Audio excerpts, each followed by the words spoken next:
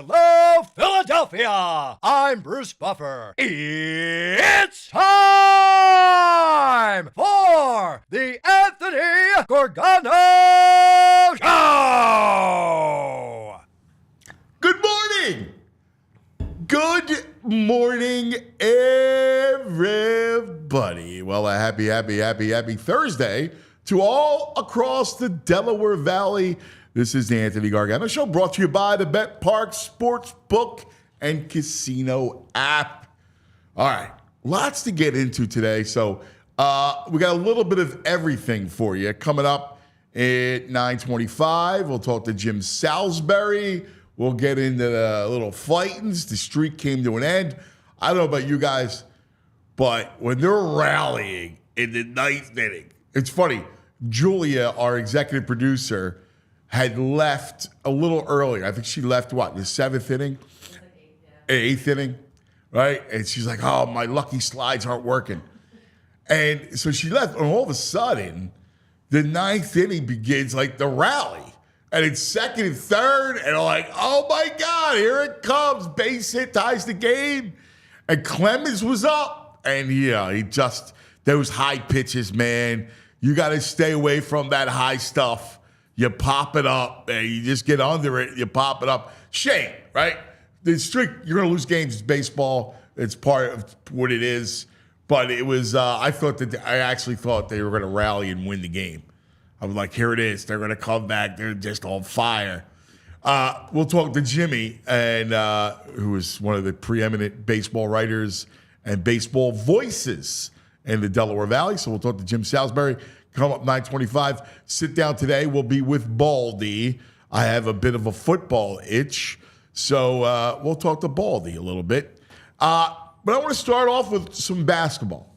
All right? I want to start off with the most pivotal offseason in Sixers history, right? Like, we all know the story. You got Embiid and you got Maxey, and then you have this blank canvas to fill around. But who? And you know the names by now, right? Like, I don't know about you, but I listen to every bit of a rumor. I talk to people. So I talked to a bunch of people yesterday and this morning. And, like, here's my update.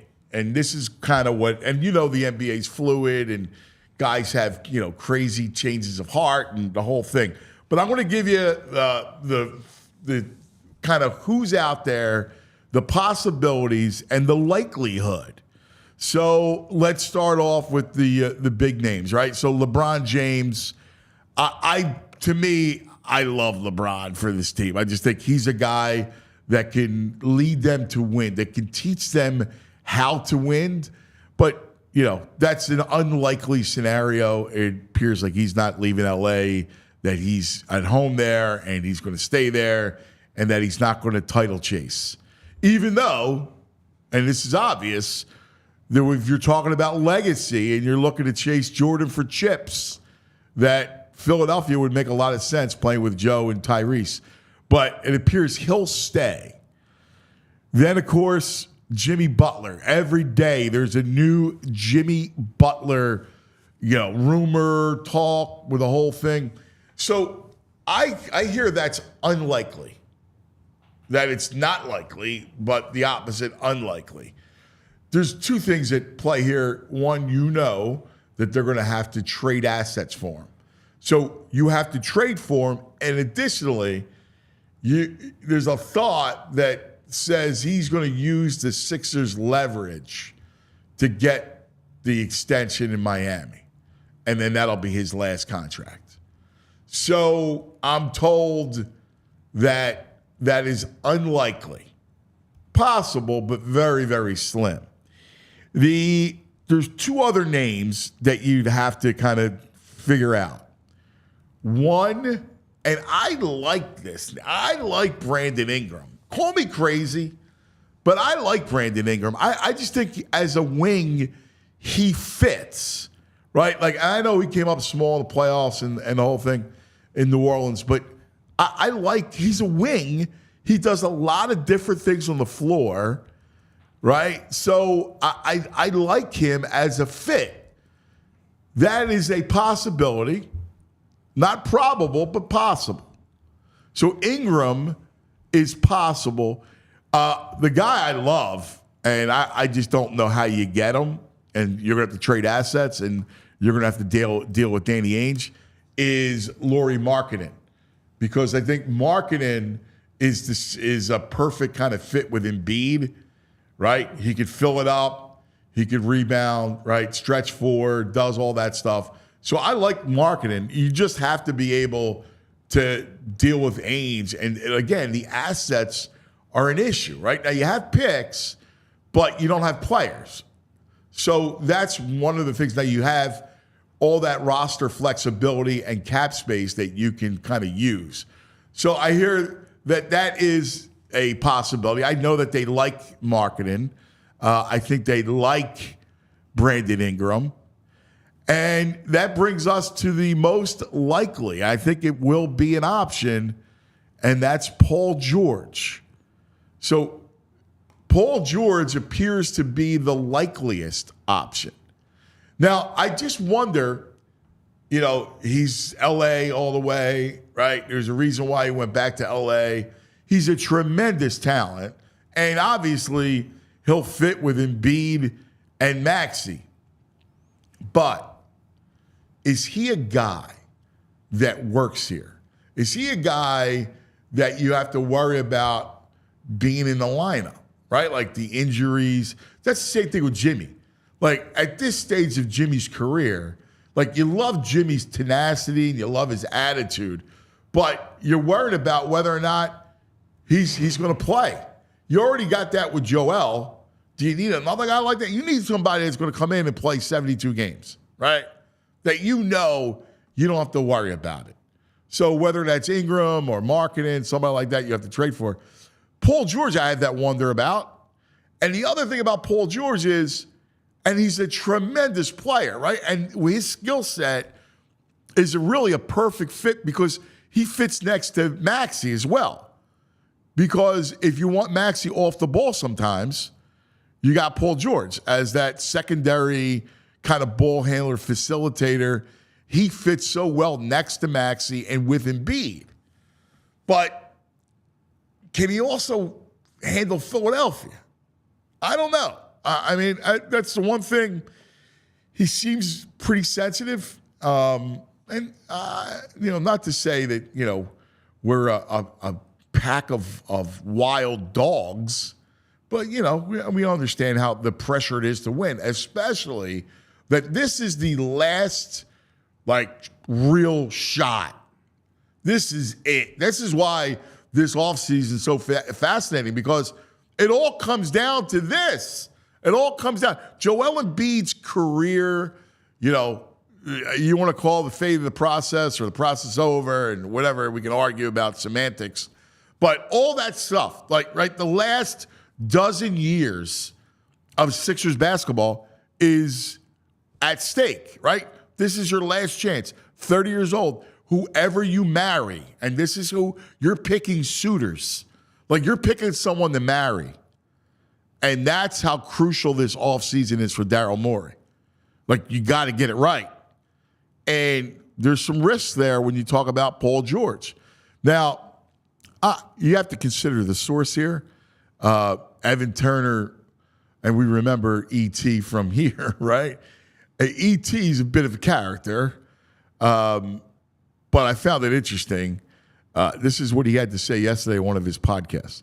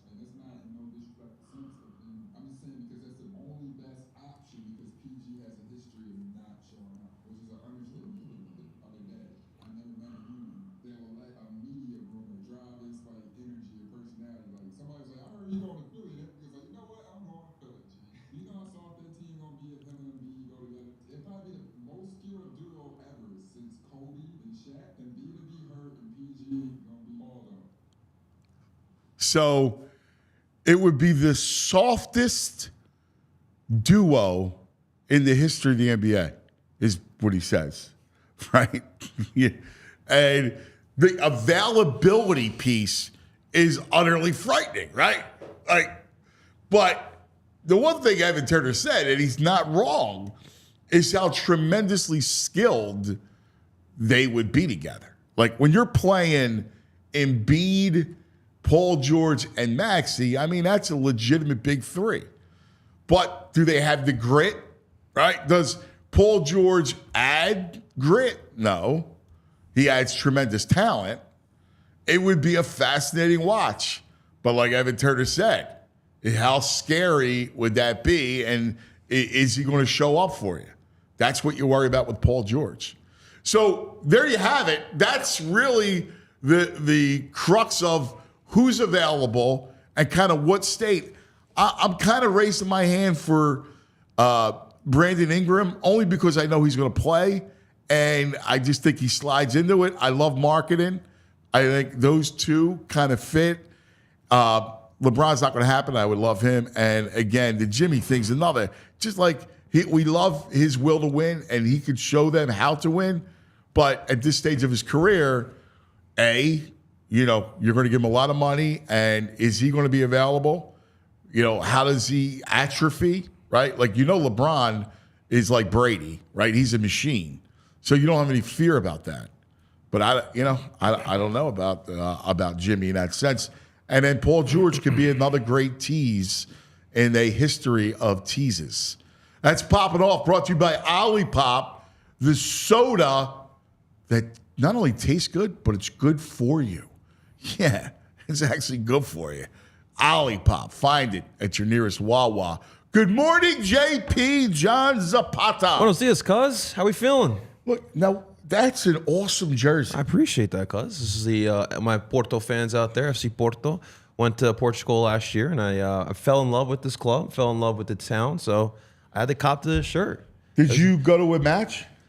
I did not, but one thing I always recommend, if you can't catch a game, stadium tours are a thing in Europe. Like, they will give you a tour of the stadium, and it's really cool. You get to go into like the locker room. You get to sit where the coach sits for the press conferences, and of course, you get to see the field, which is really, really cool. That's wild. Yeah, that's how many soccer jerseys do you have? Not as many as Andrew, but I have a lot of jerseys overall. Like, I have a lot of Flyers, Phillies, Sixers, Eagles, and Union.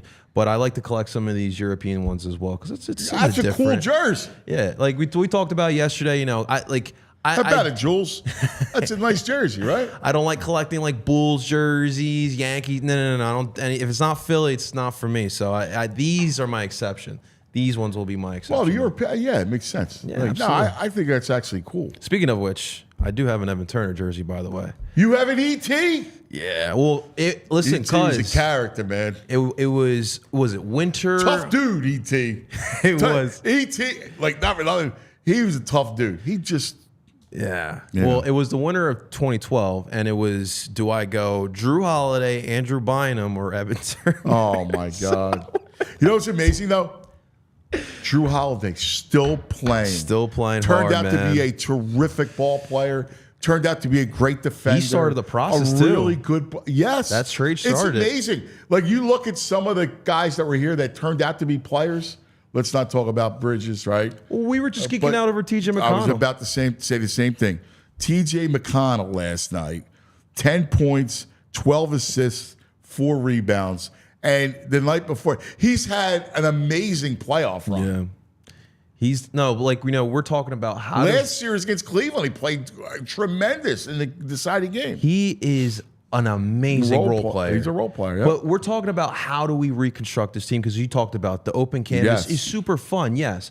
But like for myself, cause obviously would love a Jimmy here, would love a LeBron, a PG, but like what we've seen in these past couple playoff eliminations, cause it's these role players that have been killing us. The Tank McBrides, Kevin Huerter from the Atlanta Hawks destroyed Seth Curry that 2021 series. Well, you just got to look at the league, right? Like, I don't know that the big three has failed. Yeah, it's not really a thing anymore. Brooklyn became a disaster. I'll never forget, it was around this time, maybe a little later, when the original Harden, Durant, Kyrie got together. Remember that? Yeah. I'll never forget. Driving around, I heard the news. I'm like, wow, the three of them together. And it turned out to be an unmitigated disaster. Yep. Right? Yeah.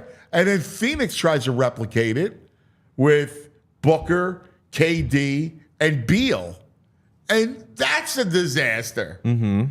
You need to spread out that. You need to spread out that well throughout the roster, cuz Well, you need you also need heart players. That's the other thing too. And let's talk about last night. And Josh Hart last night, 19 points, 15 boards, 7 assists, a block, a steal, and he plays 48 minutes.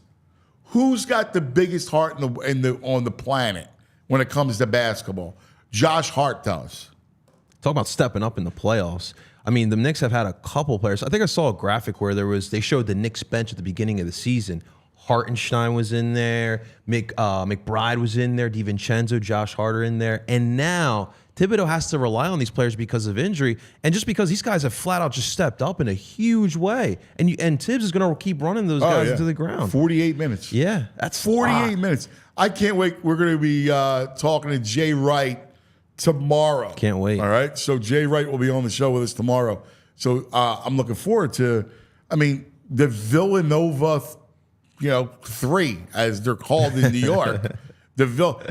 Well, he's a Villanova player. Like that became the ultimate attribute, right? The Villanova player. Yeah.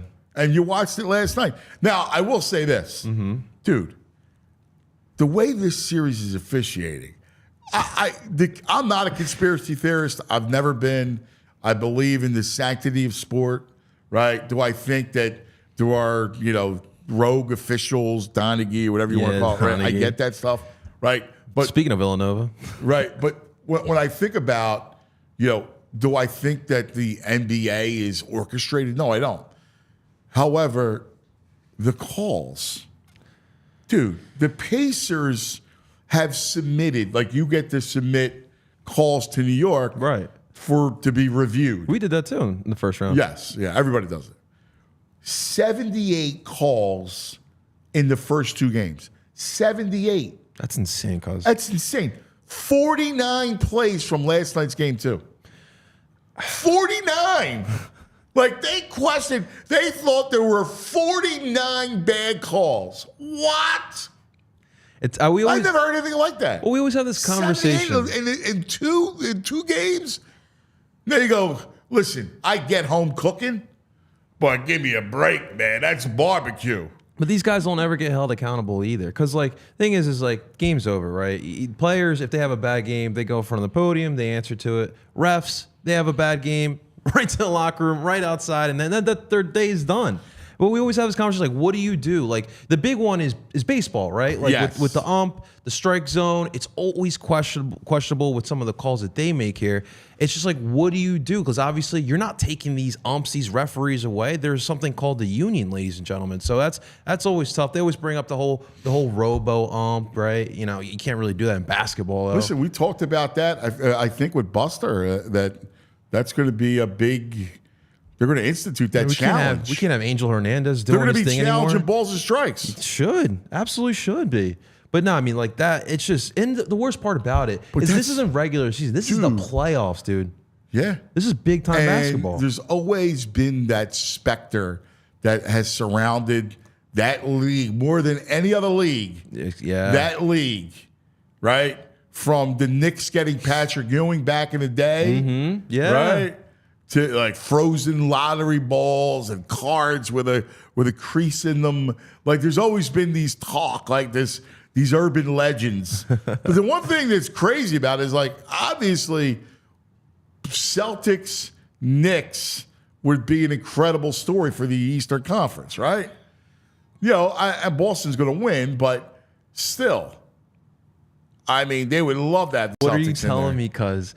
Are you telling me? I'm not telling you anything. No, because listen. No, I'm just... This is the conspiracy theorist that says that.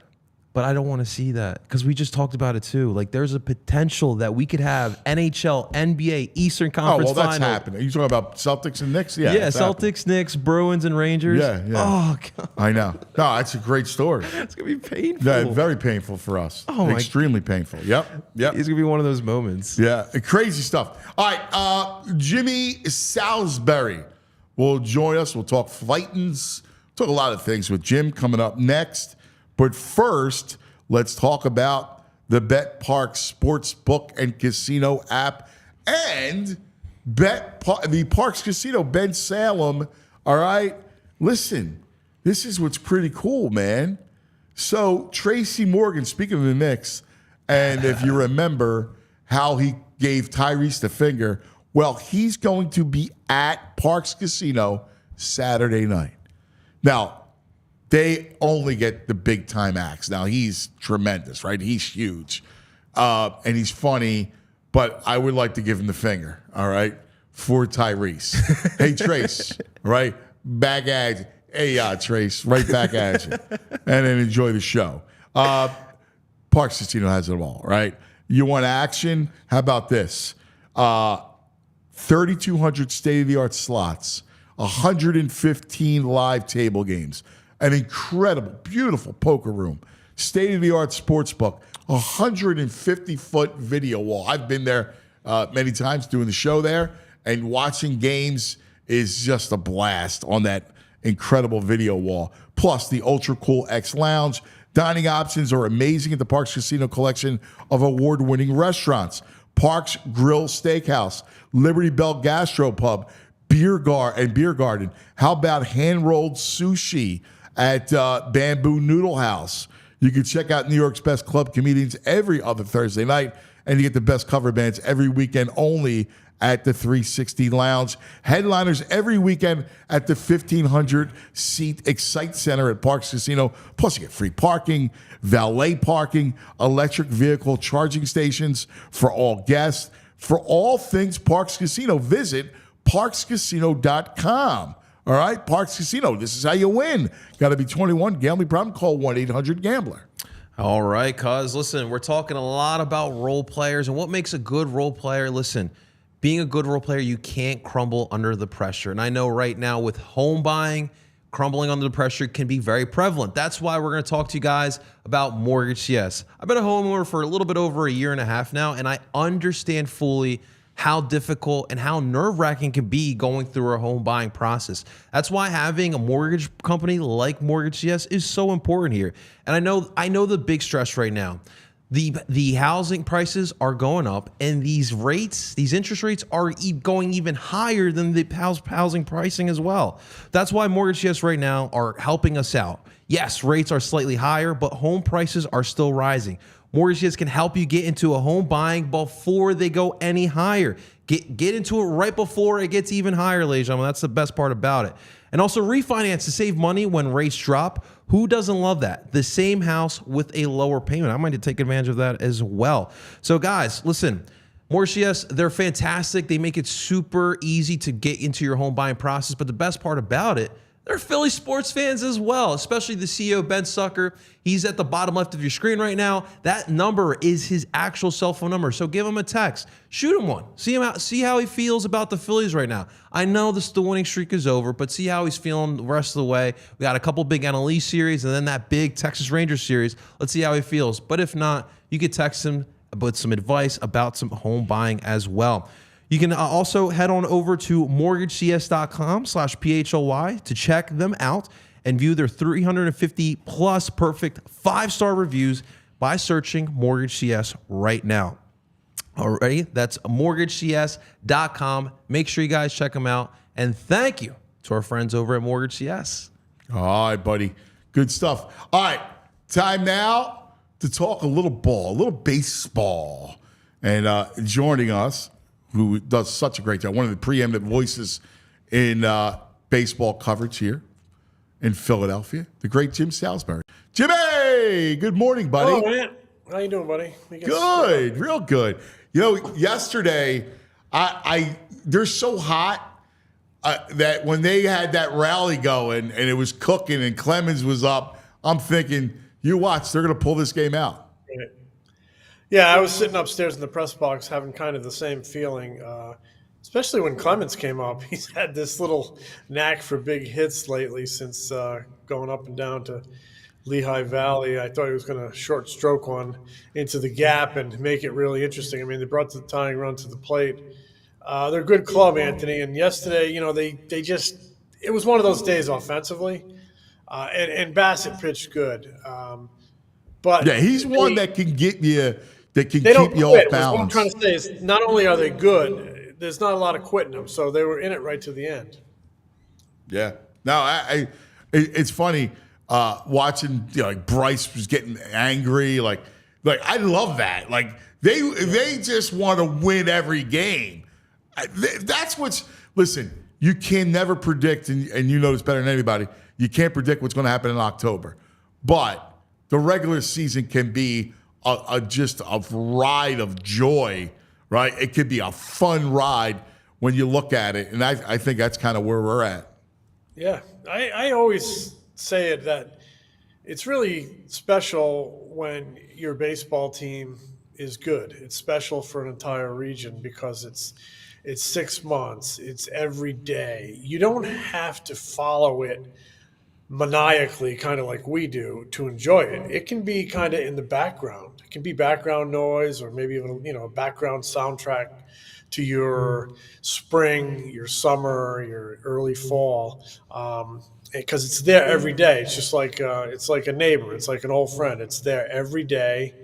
Some days you're jumping in, some days it's in the background. But it's really special when the team is good because it gives everybody something to talk about. People are listening, at the beach and they're on vacation out of town, and they're checking in on their hometown scores. It's that daily serial. It's that daily drama, I think, that makes baseball a little bit different than everything else. And I think it's a challenge to some people of this era because we become a short attention span society, and we have so much going on in life, and there's so many more outlets and distractions and ways to be entertained, but it's still a classic form of entertainment that's just outstanding when the team is playing well. And we got a great team here in Philadelphia to follow, and they are playing really, really well. And the way I love the way we consume it, right? Like my buddy Tooch, he's got a place in Brigantine. He loves it, right? Like loves going, and his happy place is the beach. But he goes, you know what? Nothing better than leaving the beach and going and just relaxing, watching the Phillies, right? Yeah. Like he just loves going back to his house, put the Phillies on, have a beer. It's like late, like a Saturday 6 o'clock game. Like there's nothing better. Yeah, I mean it's, I bring the radio out to the garden. If I'm cutting the grass or something, I'm checking every other inning. If I'm not in the ballpark, and that's. I think that's the way it is. It's different than other sports where you might be, you can kind of zone in and zone out because it has more languid pace than other games. But, please, I mean, it's still – I'm not using that as any type of a criticism. It's a great game. And, I always question people who say it's too slow for them or boring. I mean, you just – Nah, I mean, listen, we've turned There's it nothing boring about it. It's a great, exciting listen, game. Young people love it. Like, you don't have to be, in your 40s, 50s, and 60s to love baseball. The kids love the game, man. And I live it. I have an 11U player, right? They love the game. They love to play it, and they're in on it. They're watching Bryce, and they're watching, JT and the whole thing. There are Phillies jerseys all over my neighborhood, and there's kids out in the street playing ball on the yards playing. They all have Phillies stuff on. I look out the press box window; it's loaded with kids. So, teams like this, like the 11 team, like the 07 through 11, with all those personalities, Jimmy and Chase and Ryan and Cole Hamels and Ruiz, they grabbed the attention of a lot of fans, and I think made a lot of people fans. And this group with Harper and others and Turner, and they have the same ability. Nothing more magic than winning, and this team's doing a lot of it. So let's look at it for a second. I was talking about yesterday and just how good because of the streak and the ridiculous April and early May that they're having because we always know about the slow start thing and playing in June. So how good are they? If let's start off with this. We would agree that 2011 was the best Phillies team in our lifetime. Obviously you had the 80 team, which was a great team in the mid 70s. But I think 2011 was probably the best team. How does we agree with that? Yeah, I mean they won 102 games. Kind of, the proof is kind of in the numbers, and that's the year they brought back Cliff, and they on paper envisioned kind of this stud laden pitching staff. The assembly, on paper, their assembly on paper pointed to maybe one of the greatest rotations of all time, and there are metrics that will show you. They're one of the greatest rotations of all time. You had star power in the lineup that probably was encroaching on the end of its prime, but still really, really good. But yeah, that was a great team. They got knocked out in a bad week. Something amazing about that team is the 11 team. They actually had an 8-game losing streak after clinching. I mean, they could have, if they just lost 4 in a row, if they won, 3 more games, you're looking at, 105. It could have been 106 wins. But they were a great team that had great starting pitching. Much like this team has, I think, great starting pitching, at least over the first 5 or 6 weeks it has. But, I would caution that team did it over the course of 6 months. And baseball is a test of endurance. The landscape is loaded with teams that were good for 5 or 6 weeks. You have to do it for 6 months. And with this team's expectations and the stakes that it has made for itself, 6 months actually would mean 7 months. They're not going to be happy with 6 great months. They're only going to be happy winning the World Series. I mean, no, without a doubt. One of the things that we love to do as sports fans and writers and media people is to compare and contrast and kind of put in context what we're seeing, right? So obviously that rotation was ridiculous. I mean, when you're dealing with Doc and Lee's your 2 and Hamels as your 3 is ridiculous. Then you had Oswalt and Blanton. But look at the lineups, right? If you look at the lineup, I think I can make the argument for this team over that team. Right now, you had Howard and Utley and Jimmy. But if you look at it, you have Bryce, right? So, you have Bryce. Bohm at third is better than Polanco. JT behind the plate. You're talking about the best catcher in baseball. Yeah. And then the outfield's interesting because you had Ibanez, Hunter Pence, who was a disappointment here before going to the Giants, right? And then you have Victorino at center. It's an interesting, now no DH back then, but it's a different, when you look at the lineup, you look at the bats. I think I go bats with this team. I can see, this is a team with great offense, and we've seen it so far. Even with a couple of guys struggling, they've put up some really dynamic numbers. But, you're talking about Harper, 2-time MVP. You're talking about Trey Turner, batting champ, a dynamic player. I mean, Kyle Schwarber with what he brings to the table. I always go back to, they had a 10-year playoff drought. Kyle Schwarber shows up. They're in the playoffs 2 years in a row. It's an unorthodox leadoff man, but man, there's a lot of production there. This is and you got an ascending talent like Alec Boehm and Stott. It's a very good lineup that I think does. I'd have to really dig into it, but at first blush, I think it absolutely can measure up with that lineup of 2011. What I think was I want you to do that. I would love to see you kind of really dive into it because when you do those dive pieces, they're fantastic. I think. Starting pitching, that was a team built on starting pitching. Yes. And this could be a team that is built on starting pitching but has a dynamic offense as well. Could be more maybe multifaceted. We got this conversation about Ranger Suarez, and regression, right? Because we always talk about what the back of the baseball card is, right? And guys have down years or exceed, but normally at some point they're going to go back to what their back of the baseball card says because that's baseball, right? But I would make the argument with Suarez that what you're seeing is real because every spring there's been issues, right? Health, the paperwork and the immigration stuff. And I think at 28, I see him being this is kind of who he is. I'm curious what your thoughts are. We had this argument internally. Yeah, I think there's a point in all good players' careers, all players who have talent, when they get a combination of good health and experience, and they also confidence where they believe they can do it. They've kind of been around long enough to believe they can do it. Where it all kind of comes together for them. All of those qualities, experience, confidence, good health, and they're allowed to reach their full potential. He's had a lot of potential for a long time. We've seen flashes of brilliance at times. And now you're just seeing, I think, probably more consistently. He certainly has, him and Bohm really have the ability they're kind of similar in that you could see real breakout seasons for both of them. But, Ranger, I think, is third in the league in ERA right now, or fourth in the league in ERA.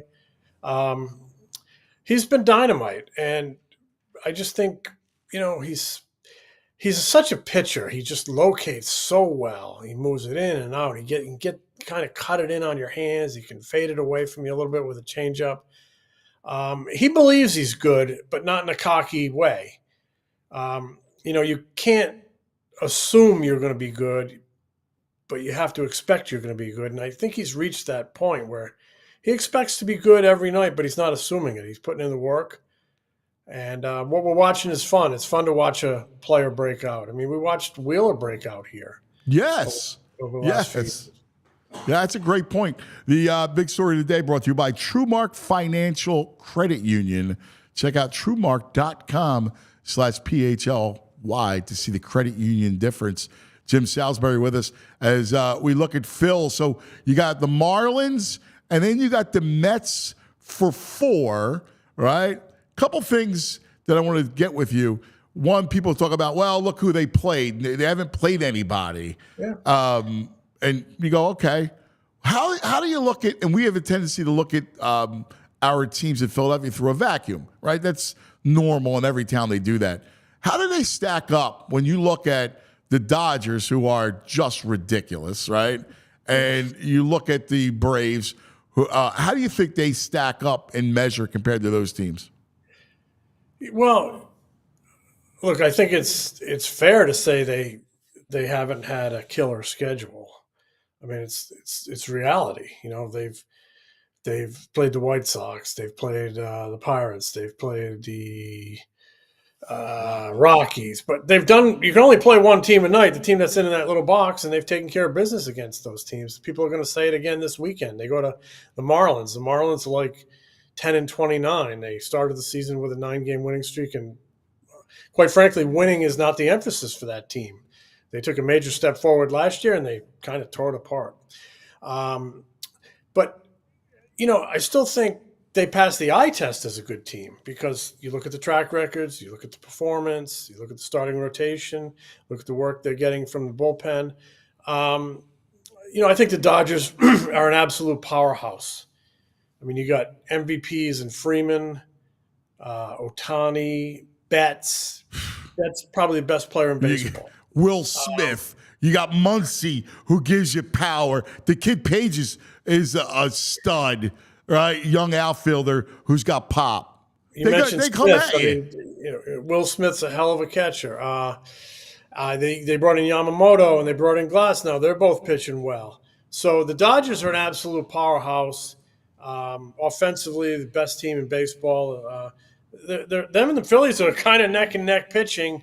I think the Braves, I think the Phillies, I think the Dodgers are all kind of the top teams in the National League, and they're all going to converge in October. And we know what can happen in October. I mean, the Braves were 2-time division champs. The Phillies got rid of them. because the Phillies played better. The Phillies executed better. So when you get to October, it's about being hot. It's about executing. But I think we're looking at 3 teams that can get there. Who's the best team?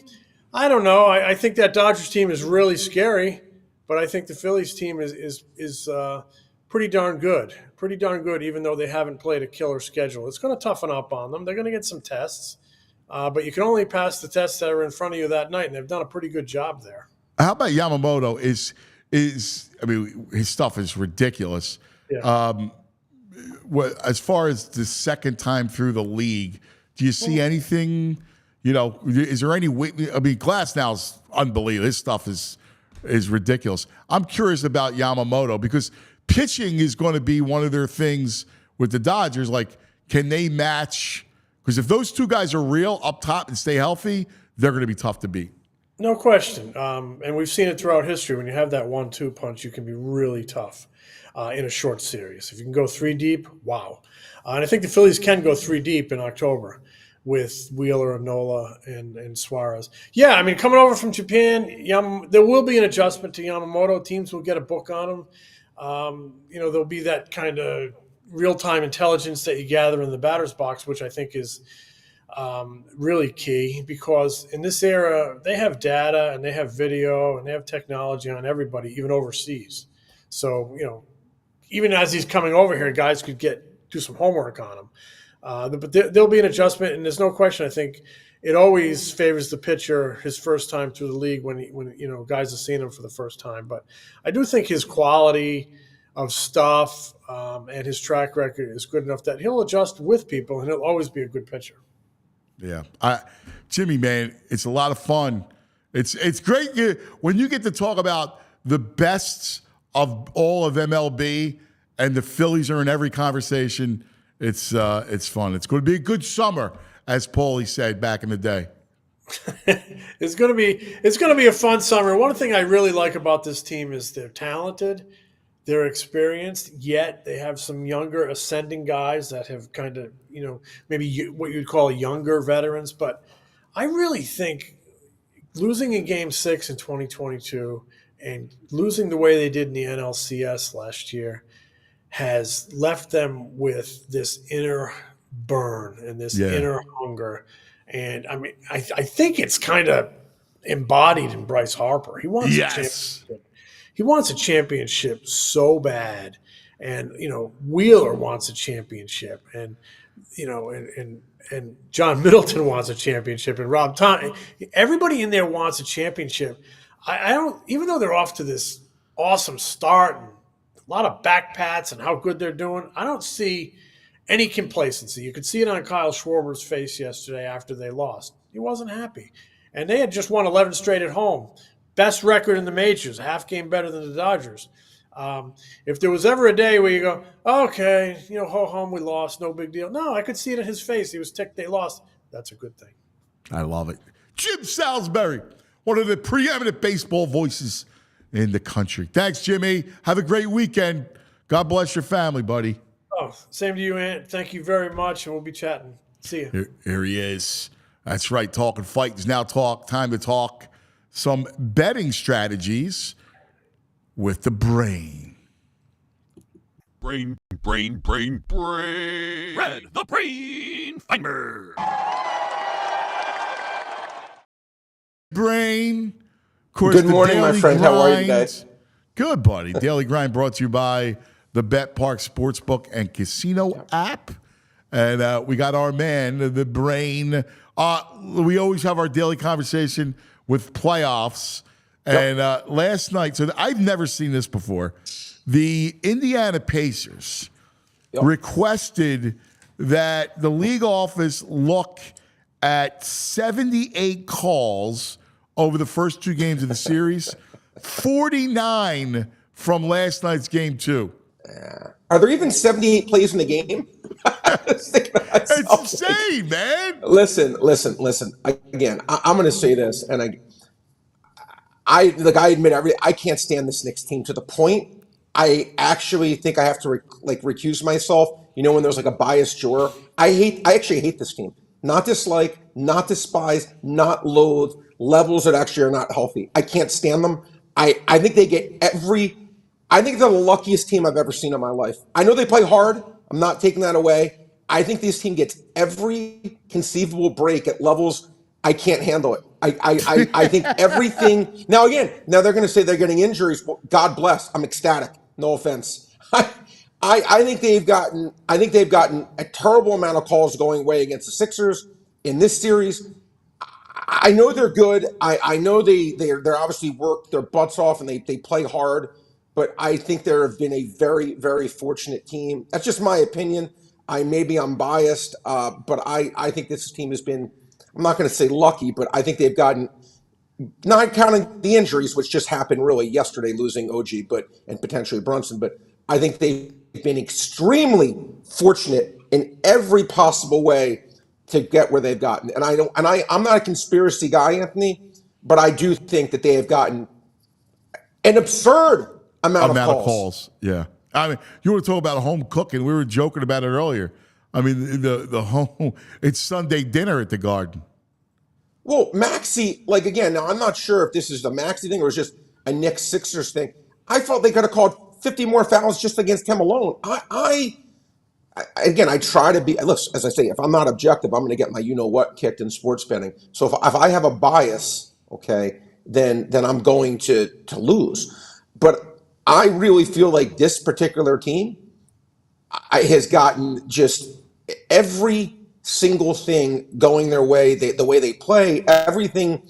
I don't know. Maybe I don't know if you see it the same way. Maybe I'm off. Maybe I'm just not seeing it. But I feel like they've been. Now again, you talk to a New York fan, they're going to call me sour grapes. They're going to say I don't know what I'm talking about. Listen, you could talk about their grit and you talk about their heart. I mean, Josh Hart is unbelievable, right? Amazing. Amazing.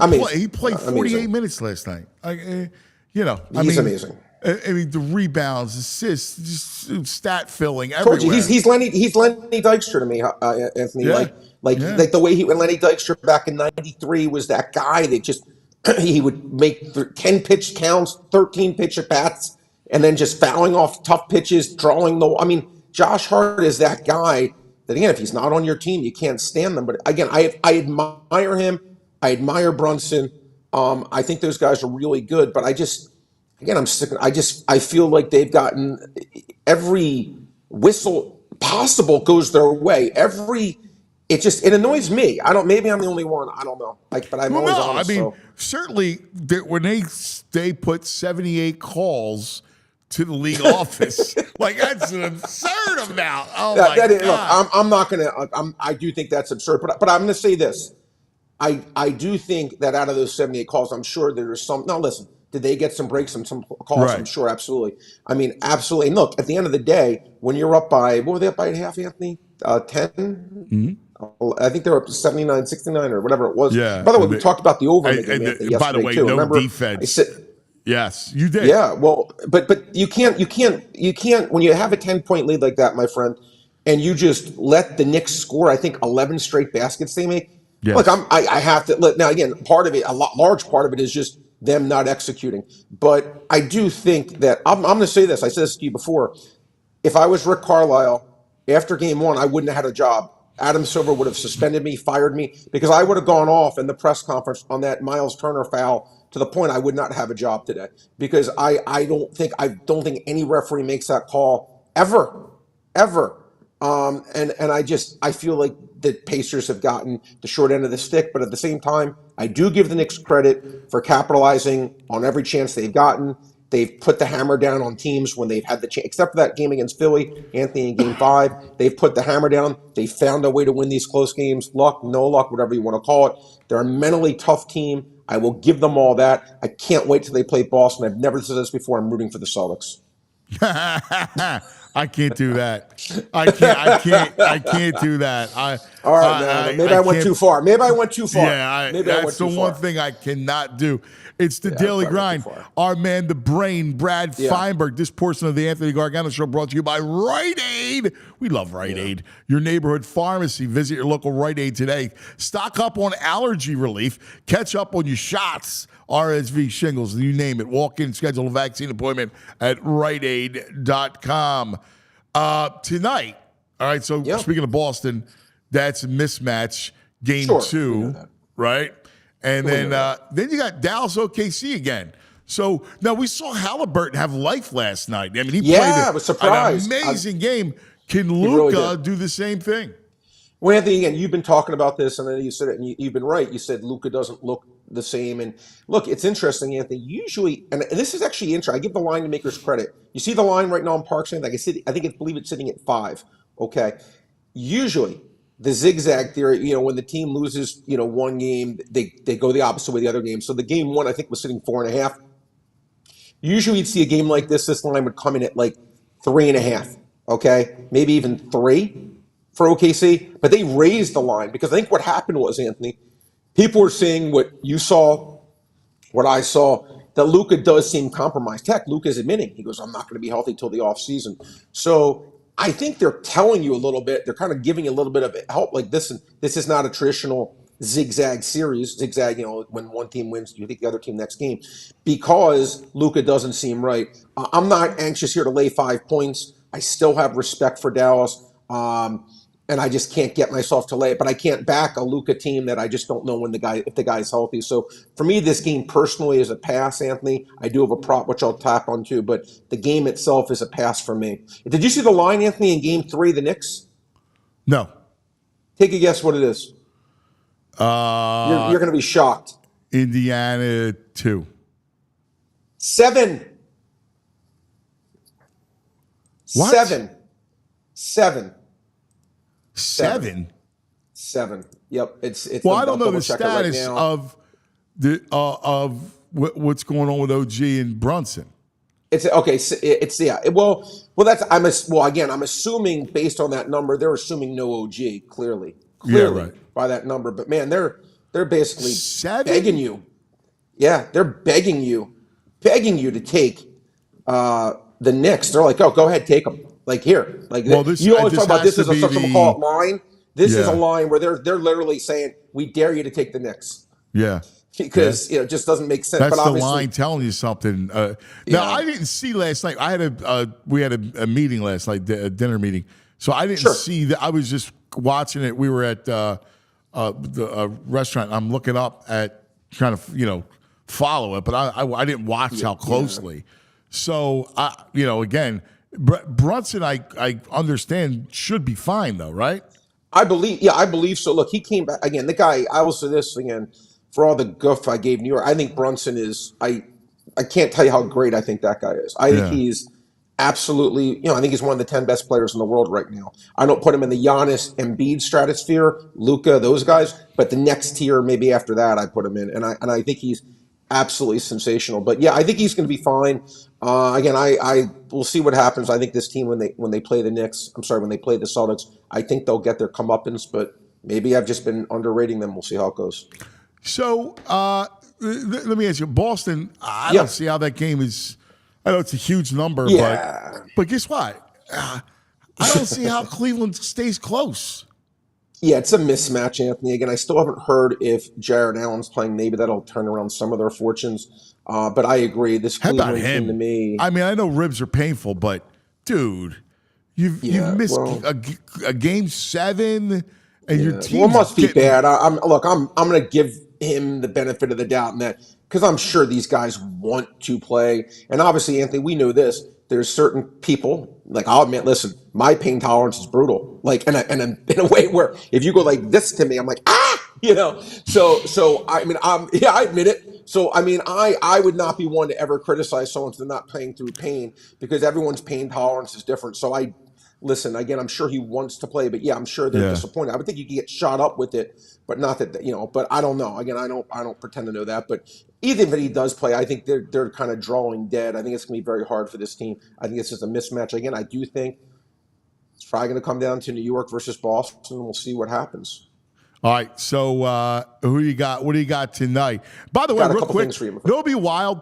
You could have Boston, you could have Knicks and Celtics and Rangers and Bruins. Wow. Right? Oh, wow. Great call by you, my friend. Although the Florida came back last night and put the hammer on the Bees. No. It's funny. Florida, actually, Anthony, that was his hockey series. I was really looking to hopefully make a large bet on Florida because on my power ratings, I had Florida significantly better.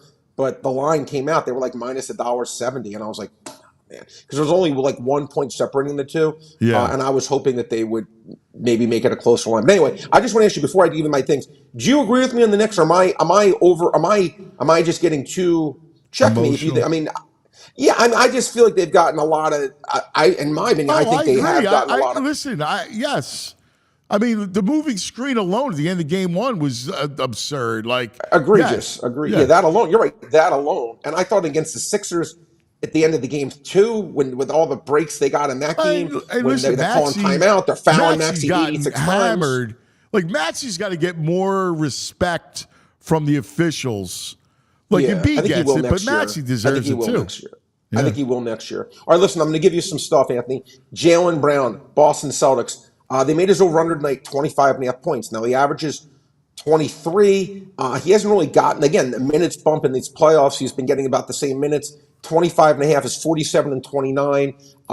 This is a bet, in my opinion. Again, I think it's about, 2 points too high. I'd probably make this closer to 23.5. Not 25.5. Again, the playoffs, I always inherently am looking more, except for unless you're Indiana, New York. Usually these games tend to go under on top of it. I think 25.5, Jaylen Brown, Clay line is 124 on the Park site right now. I think that's a little bit too high. Next, Anthony, I'm going to go Josh Giddey. Now, interesting.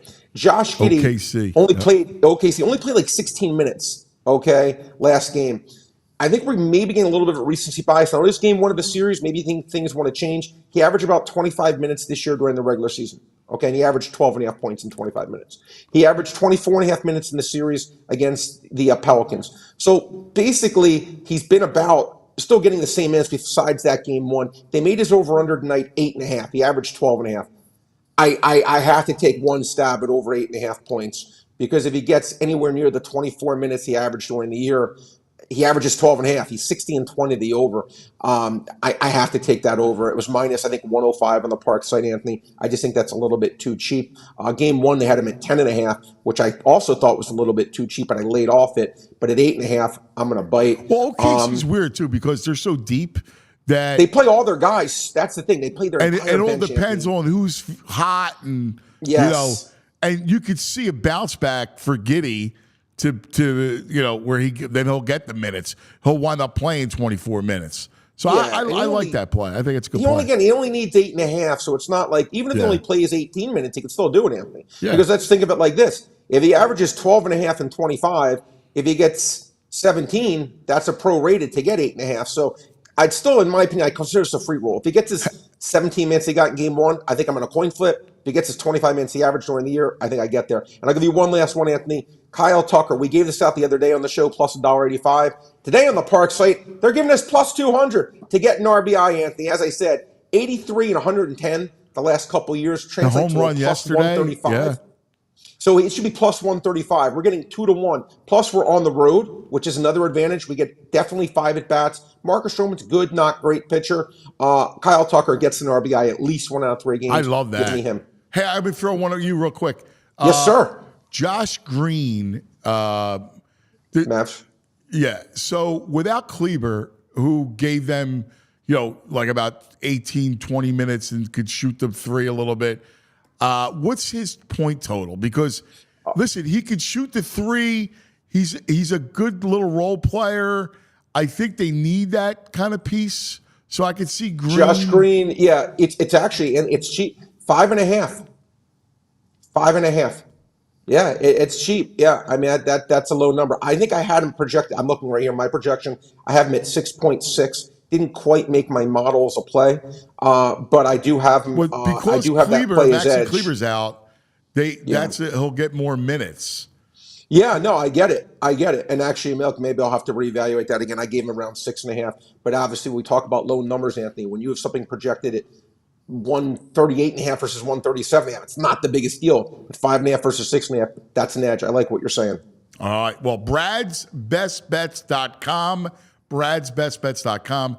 At Brad's Best Bets on Twitter. Nobody does it better. He's the prop king. I mean, you see the stuff. You are prop king. I'm give you one bonus bet, Anthony. I like Sonny Gray's been the best pitcher in Major League Baseball so far. Minus 121 on the Park site against the below average Brewers starting pitcher. I'll take something right now the best pitcher in Major League Baseball, at least to date. Minus 121. I'll take my chances. There you go. The Brain. Thanks, buddy. Have a great night. Good luck to you. Thank you, buddy. Appreciate it. There he is, the Brain, hanging out with us. Brain. You getting hungry? Talk to me. Hungry for a little sandwich, maybe? Good. Tell me about it. Maybe a little Primos? Yeah? Yeah. You getting hungry for some Primos? You want some Primos? I want some Primos. I want to make a call. All right. We know our friends at Primos. They're the best. Yes. You know what's funny? We had Primos on Thursday or Friday last week. Yeah. And then we had them on Monday. Yeah. Right? And nobody was sick of them. Like, you know what's funny? Like, nobody goes, yo, no, I don't want Primos. It's funny. Feed your house with Primos, right? Like, we talk about the meats, like Baldy's coming up, and, you know, meats. Yeah, you can see Baldy eating a Primo with the pinky straight going the other way. Everybody loves Primos. Whatever your taste is. So if you prefer a turkey or ham, or if you like the Italian traditional ones like that, or you want to go with the old world, right? Or you want to go with the Diablos, where you get a little kick, a little spice, the veggie, or maybe you want to go chicken cutlet, chicken parm, meatball. I mean, they have everything, man. And it's all those sandwiches are made on that incredible seeded roll, baked fresh in store every couple hours. It's what makes the difference between Primos and everybody else, right? Anybody that's in the sandwich game, they pale to Primo hoagies because of the great Thuman meats and cheeses piled high, the love that they put on every sandwich that started. The Soul of Primo started 1992, Ritten Street, and it stayed, right, to over 90 locations in the Delaware Valley and nationwide over 130. So they're growing exponentially. It's Primo Hoagies. All right, go to primohoagies.com. Get the Primo party tray. Get the pickies, the pepperoni and cheese. Don't forget the cookies. They got it all. All right, and you'll say what I always say. It's not just a hoagie. It's a Primo. That's right, cause you know what the best part about a Primo hoagie? It's the best tailgating meal there is, and that's why we're with our next sponsor in Game Time. You can get your Primo hoagie, and then you can go to the game with the best prices and the stress-free experience that Game Time offers. I love Game Time, guys. So this weekend, obviously, listen, the Phillies will not be here, but if you guys want, you can head on down to Chester because the Union will be hosting Orlando City. So right before the game, you can use the Game Time app to get the best prices, and it's going to be effortless, guys. Next week, you can use the Phillies because they'll be back here, but for this weekend, we're going to use the Union. But the best part about it, listen, download the app right now. It's free, and once you download it, you'll see how accessible it is. You can see your seats right before buying, and you can see exactly what you're paying for, the exact dollar and cent amount before you hit that checkout button as well. Of course, I wish we can be talking about NBA, NHL playoffs, but that's just not what's happening. But right now, use it for any of the Philly sporting events and also concerts, comedy shows. You heard Cuz talking about Tracy Morgan this weekend. You can use that on any type of event that they have on the Game Time app. And right now, when you use the promo code PHLY, you can see it right at the bottom of your screen, you'll get $20 off your first purchase. You need to download that app. You need to create an account and then use that promo code PHLY, and then you'll get those $20 off, guys. Last minute tickets, lowest prices, guaranteed. I'm going to check out that Game Time app myself. Here you go, buddy. I like it. We've reached the 10 o'clock hour across the Delaware Valley. And our 10 o'clock hour is brought to you by TrueMark Financial Credit Union. Check out the credit union difference at truemark.com/PHLY. All right, joining us, I miss him. He's the best. I got a little bit of a football itch. And there he is, recovering from surgery, looking good. How you feeling, buddy? The great Baldy. It's just surgery. You know, you just have to get a new set of tire tracks put on you. You just gut it out. You get through it. You know, it's the 13th, so I've been through these before. So, you know, I just got to try and behave myself. So I told the doctor, because that's why I tell every doctor that does surgery on me, look, dude, I just want to do this one time. I don't want to have to come back and redo it. Like, I want to just do it once. Tell me what I got to do. I do my best to follow through. So that's where we're at. Last Friday to Thursday, 6 days into this thing right now. All right. So wait, before we continue, I have to see this. We can't forget his opening. The Jules. What happened? Yeah, we got to have Baldy's opening because Let's do it right. because he sent the picture of his post-surgery. He got his triceps. You blew it out, and Yeah, I had to it get it looked like a reattached. hunk of beef. Like a big old sausage back there. Oh yeah, play it. We got to play it.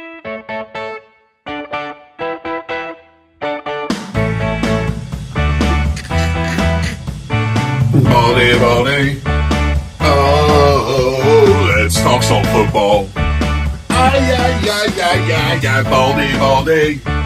Oh, he likes pizza and football. Oh, Baldy. Yeah. Leg day. All right, keep it going. Keep growing it. Not one. I can't actually one of those activities that you just showed me doing. I can't do one of those right now. So I'm trying to stay off the depression wagon right there. I'm trying to keep the chin up and all full speed ahead here. So you can't go. Are you in Florida? Yeah. You Yeah. can't go in the water. No, I can't go in the water. I've got stitches in. I'm going to get those out on Monday, maybe after that. But they have the famous Fort Lauderdale Air and Sea Show starting on Saturday. So I just saw the pilots of the Blue Angels down there. Wow. They're all rehearsing today. There's about a dozen of them. They look like they just walked. They walked right out of the film of Top Gun. Every one of them, girls and guys. They're an impressive looking group. Oh, the air show. They do the air show in Atlantic City. Yeah. You know, which is every year, every summer. That's just a blast. My buddy Tooch loves it. Tailgate people. It's incredible. They're setting up all week. It's a big deal. It's really well done here. So this is surgery number, what'd you say, 13? 13, yeah. So what 13. parts? Yeah, I mean, it's just, they just got to put a part back together. You got to. You're like Frankenstein. They just put you together. You're half Put it back man, together. half machine. Like the bionic man. Like Yes. every couple of years, I do something stupid. I blow something out. They got to go put it back together. And that's where we're at right now. This is it works out good. I'm not that busy right now because, it's I'm just finding new things to kind of keep myself busy right now. So what are you like? Are you reading? Are you so what? Yeah, you're I'm reading. I'm reading. I'm going through all these. I got into this guy Harlan Coben, like his books. He's got all these Netflix specials. So I started reading some Harlan Coben. I got that done. I'm working on some editing ways to improve these videos I make, and I'm kind of working on some contracts for next year, getting some things lined up. So I got some things. It's not exactly what I want to be doing. I'd rather be in Belize diving with some reef sharks right now, but this is all right. I'll get through it. I love it. All right, so I wanted to mess around with it. It's the Meat Locker post-draft power rankings. Okay. All right, so I kind of wanted to get into the post-draft power rankings and kind of how we see it. All right, so let's look at the teams itself. All right, so we take the playoff team. So let's go top 12 are right now post-draft as we look at it in May with the schedule coming out on Wednesday. Who is let's look at your top 12. So who's your number one team? Well, this is kind of hard. I kind of, look, everybody's got some power rankings every year like this. So I'm happy to do it, guys. But honestly, it's hard to not look at the Final Four teams last year. Yeah. You go in some order, Kansas City, Baltimore, San Francisco, Detroit. It's hard to knock them off their perches and where they finished the season. So I mean, just right off now, you could say Baltimore's lost offensive linemen. They've lost Patrick Queen. They've lost some coaches. Like, all that's true, but I still have Kansas City. Does Detroit move up in your eyes? No, I still have Kansas City, Baltimore, San Francisco, and Detroit as my first four. Okay. Yeah, okay. I like that. All right. So, I mean, you could say, okay, and I've got Houston at 5, and you could say, Houston's, are okay, they got to go do it again. That's true, but, I think they got better this offseason. I think they got better, too. Yeah, I mean, they picked up Stephon Diggs, Daniil Hunter. I mean, those are 2 elite players, not to mention Danico Autry, what they did in the draft. So I don't think Houston's going backwards at all. Now, my 6th team is I've got Philly at 6 because I think Philly is more of the team that we saw that was 10-1 than the team that finished 1-6. So, and I think the addition of Saquon, some of the additions that they've made, coaching changes, I feel like Philly can easily slide in there at 6 right now. Well, we got to talk about this for a second because both coordinators are speaking this week. I think having those 2 guys really solidify that. I think it was the 2, and it's the obvious, but they matter so much. Like, your coordinators are so important, and having stability and veterans, guys that have done it, a play caller who has called plays, a defensive coordinator who designed that defense. I think that's vital. Well, look, the game day is in the hands of the coordinators. They're calling the game. Now, some coaches, Andy Reid, Kyle Shanahan, they are the play caller, Sean Payton. But by and large, your head coach is managing the game. Your coordinators are calling the game, but not just calling the game. They're building the game plan starting on Monday night and, finalizing, on Saturday. So they're putting the game plan together. Now, they've got help. The run game coordinator, pass game coordinator, offense line coach, all those guys help. But ultimately, the play sheet is the play sheet of the coordinator. So they're so vital, not just game day, but all week long, and how you're building this game plan to beat this team. And then you're matching wits with those coordinators all game long. And then the adjustments are made through the coordinators. So they're vital. And last year they just had far too much inexperience. Sean Desai, had not been a defensive coordinator. Brian Johnson had not been an offensive coordinator. So not only were they inexperienced game day, they were just inexperienced all week long in putting this stuff together. And I'm not here to bash those guys. No. And I'm not going to take anything away from Nick and some of his failings or some of the players down the stretch. But I feel like getting experienced coordinators. And now, look, I go back, when Vic Fangio was a linebacker coach for Jim Mora back in New Orleans when I was with the Eagles in 1992. Now, we're talking about over 30 years of experience calling defenses now. So, and, he's been a head coach, but he's been a top flight defensive coordinator in his business. I think it makes a difference. Yeah, just the professionalism. All right, so Eagles at 6. Who do you got at 7? I've got Pittsburgh at 7. Wow. Pittsburgh at 7. I thought they nailed the draft. I think they went 10-7 last year with 3 quarterbacks that threw a combined 13 touchdown passes. Now, if Russell Wilson just goes in there and does what he did in Denver last year in just 15 games, which was 26 touchdown passes, you add that component to an improved offensive line. You got rid of some kids that were in the wide receiver room. The defense was the 6th ranked defense in football with a good coach. I feel like Pittsburgh is climbing the ranks. Wow. They had a great draft. I mean, and that's listen, we never really do power rankings, but all season, I thought today, just as a kind of a fun thing, just on paper, it's just basically an excuse to talk about these teams. But I love what the Steelers did. I'll tell you, I know he's a friend of yours, but Andy Weidel is one of the sharp football people.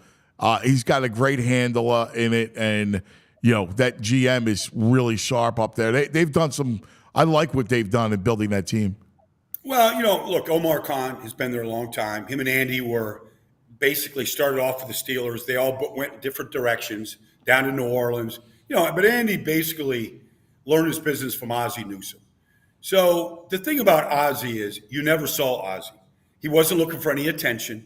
He wasn't in any draft room, high-fiving, fist-pumping, or anything like that. Practice, he was in the shed with the lawnmowers and the tractors watching practice. They were hoisting a Super Bowl trophy. Ozzie wasn't anywhere near the podium. Like, that's how Andy is. Like, he's old school. Like, this isn't about me. My job is to get Mike Tomlin as many good players as possible to go coach up. That's how he approaches the business. Like, it's left up to me, guys like me that know Andy, and watch how he manipulated the draft to get, I think, basically 4 starters in the draft. So Peyton Wilson, Roman Wilson. I mean, they got 4 starters in this draft, and I think they're all going to be good players. Yeah, I like it. All right. Who you got at 8? Well, look, this is going to offend some people, but you have to, watch it now. The Jets are at 8. Now, I know what the Jets have done, but you put Aaron Rodgers on this football team, it just makes all the difference. Like, those quarterbacks last year, after Aaron went down, they threw 11 touchdown passes in 17 games. Like, you're not winning any games. Now, the defense finally collapsed because they were on the field just so long. But I just envision this team with an offense that's going to be able to score points, and now a defense that's going to play with the lead in the fourth quarter. And you're going to let a defensive line that has 6 former number 1 draft picks on it get after quarterbacks. With a linebacking core as good as anybody, and C.J. Mosley along with Quincy Williams, they're about as good as anybody. And then the secondary is solid. So I just feel like the Jets, it comes down to health. If Aaron Rodgers is healthy, this is going to be a good football team. And I think they're going to win the AFC East. Wow. It's funny because when you said Jets, and I still didn't see Buffalo, you think the Bills take a slip back. I do. In fact, if you go to 9 here, I got Green Bay at 9. Yeah. They went to Dallas and they wiped them up in the playoffs. I don't think anybody doesn't believe in what Jordan Love is doing. Matt LaFleur has done it with Aaron Rodgers. He's done it without Aaron Rodgers. He's just a good football coach. And at some point, you just go, it's not even about the quarterbacks. It's about player development. And you look at the young receivers and Jaden Reed and all the guys that have Romeo Dobbs, all the guys that have just really improved. They don't have a number 1 draft pick on the offensive line. They changed coordinators on defense to upgrade there. I just think Green Bay is really a team that's on the rise. Yeah, I love, and by the way, their weapons, they're endless. I mean, it's amazing. Christian, Wilkie, they're Watson, Watson, the 2 tight ends now. Musgrave is ridiculous. Yeah, Tucker Kraft. So they've got they really addressed the offensive line and the defense. In this past draft. So they go get Edgerrin Cooper. It's a day 1 starter to go get a starter at safety. They've got to go get signed Xavier McKinney in free agency. I think they have upgraded their football team. All right, so I'm real curious about who number 10 is, right? Is number 10 Miami? Is number 10 Dallas? Is number 10 Buffalo? Because those 3 kind of heavyweights are still out there on the board. I've slid Dallas into that 10th spot right now. I think they've lost a lot. Now, maybe Cooper Beebe and Tyler Guyton, maybe those guys step in and start right away. They've had great success drafting linemen high. If they struck gold with these 2 guys, this offense could be pretty good. Defensively, they're very talented. I think they're going to be just fine. I know they didn't do a lot this offseason, but they still have a talented roster. They were the number 1 offense in football last year. I don't think they are now, but they're still a talented roster. Mike Zimmer is a capable replacement for Dan Quinn on defense. He's had some good defenses in this business. He knows how to coach that position. So I've got Dallas at 10, followed by the Rams at 11. And look, I could easily go Buffalo or Miami or Tampa right here. So I'm going to put Buffalo in the 12th spot right here in front of Tampa.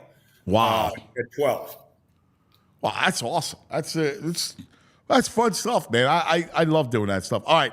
So, guys, we continue power rankings. Let's go quarterbacks. All right? Because we love, right? You know how it is. We're crazy, right? Like, it's just an excuse to talk quarterbacks, and we can't get enough of it.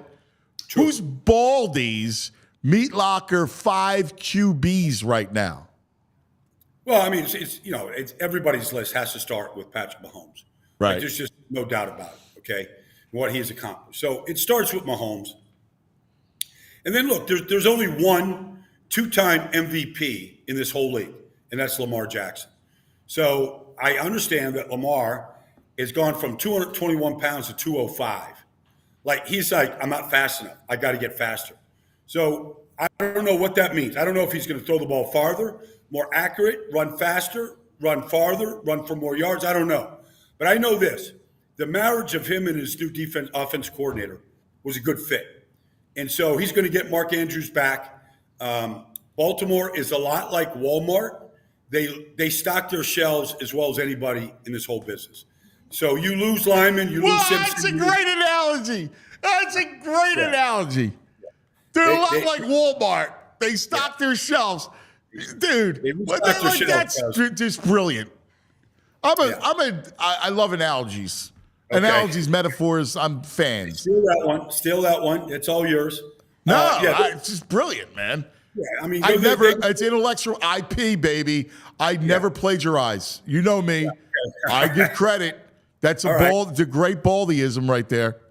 So, Lamar's going to be there. They're going to be a good football team. They lose Patrick Queen. They lose some guys. But, I think, Nate Wiggins is going to start at corner. I think Rosengarten's going to start at right tackle. They drafted a kid, Andrew Voorhees, out of USC in the 7th round last year when he tore his ACL in the offseason. And he just sat there and but he was going to be a 3rd or 4th round pick last year. There he is. He learned the system. He got stronger. He's going to start for John Simpson, who went in free agency. They restock shells. Yeah. So they're fine. So then I heard, you know what's funny? Real quick off of Lamar. Lamar took the step last year to elites. Like, he had elite skill sets, right? Arm, right? He could move like a phantom. But he put it all together last year. And I hear people showing him no respect. Somebody I heard talk about how he liked Jalen Hurts better than Lamar Jackson. I'm like, dude, come on, bro. Like, Lamar Jackson is in that elite level now. Like, he took his game. But he started 19 games last year. His thing was, could he stay healthy? Could he protect himself? He did all that. You lose your number one target, Mark Andrews. He throws to Isaiah Likely and a rookie, Zay Flowers. I mean, you lose your running backs, J.K. Dobbins in preseason. Okay, like, he picked up the slack. The guy was the MVP. So, and then I followed up with Josh Allen just because of his talent. Yes. Now, he's got to do, every quarterback wants to win the postseason. They all get measured by it. We all know that. The guy accounted for 40-something touchdowns last year. He ran for 15 touchdowns. He's just an anomaly. You can't tackle him. He can take your whole team on. We got to see what he does this year. Without Diggs and without Gabe Davis, we all know that. But he's still Josh Allen. I followed up with Matt Stafford. I don't think he gets nearly enough respect. The guy's just, the guy's still doing it. He's got a Super Bowl in his belt. Got to the playoffs last year. Like, he's a phenomenal talent. And we just have to recognize it. Puka Nacua comes as a 5th-round draft pick, and he does what he does. You're not doing that without an elite quarterback. You're just not. Cooper Kupp has won the Triple Crown. You're not doing that without an elite quarterback. And then I have a tie at 5th. And it goes between Aaron Rodgers, just out of respect for his talent, and Joe Burrow, because he's just that good. And we've all seen pictures of him this week at minicamp. He's out there throwing it. He said he's bigger, stronger than ever. We need Joe Burrow in this league. We need all 6 of these guys in the league. We need them all healthy, because if we're playing these games on Sundays with backup quarterbacks like we did so often last year, we're just not getting a quality product. We need elite quarterbacks to champion these games and to really enjoy Sundays. We need all of these guys healthy in the lineups and, giving all their teams a chance every week, no matter what the score is every week, to win these games. So I'm curious that you have the top. So let's just play it out. That's 6. The next 4, just to bring in the top 10. I mean, you got CJ, you got Dak, you got Jalen, you got Jordan Love. Who's that? Jordan Love. I love Jordan. I do. Jordan Love. Wow. It just was. Look, just think about this. I mean, in the history of the Chicago Bears, Yeah. they've never had one quarterback throw for 4,000 yards ever. Jordan Love, in his first year starting, threw for over 4,000 yards to a bunch of young rookie second-year receivers. Like, the kid's talent is legit, okay, and he's learned from one of the best to ever do it. So I've got Love in there. I'm not knocking Dak. Dak is in there, and you got to put Brock Purdy in there. Yeah. Like, I should have Brock a lot higher. Yeah. I'm not putting him in the top 5 yet. Yeah. But he's right there. He's right there. At 6, 7, 8, Brock is right there. All right, and the last exercise we'll do is the top 5 coaches, because we've seen Belichick go away, right? So you start the list like you start with Mahomes. You got to start with Andy. You start with Andy. Just the longevity. 2 conferences, 2 teams, Super Bowl. I mean, just the body of work is amazing. And we'll put Spags as a little arrow underneath him. Yeah. But, just not just that. It's, it's developing coaches. It's developing players. It's developing front office guys, too. He developed front office guys. It's just everything. The guy just developed men, and management and personnel, the whole thing. Like, it's just a remarkable, remarkable career. Like, he's top 5 coach all time. He just is at this point. Then I followed up with Sean McVay. I mean, Sean McVay now, he's been to 2 Super Bowls. He's won 1. He's done it with, a variety of different ways. He got him back to the playoffs last year. It seems like every single coordinator that's getting hired right now is from his tree, offense and defense. Like, he's got an amazing tree. He's been with Les Snead now 8 years. You look at the number of head coaches, the number of coordinators that he's helped develop in 8 years, he's unparalleled in this whole business. Yeah. All right, number 3. I've got Kyle. Kyle at 3. He's been knocking on the doorstep. He knocked on the doorstep in Atlanta. He's been knocking on it in San Francisco. He's right there. We all know he's got a breakthrough.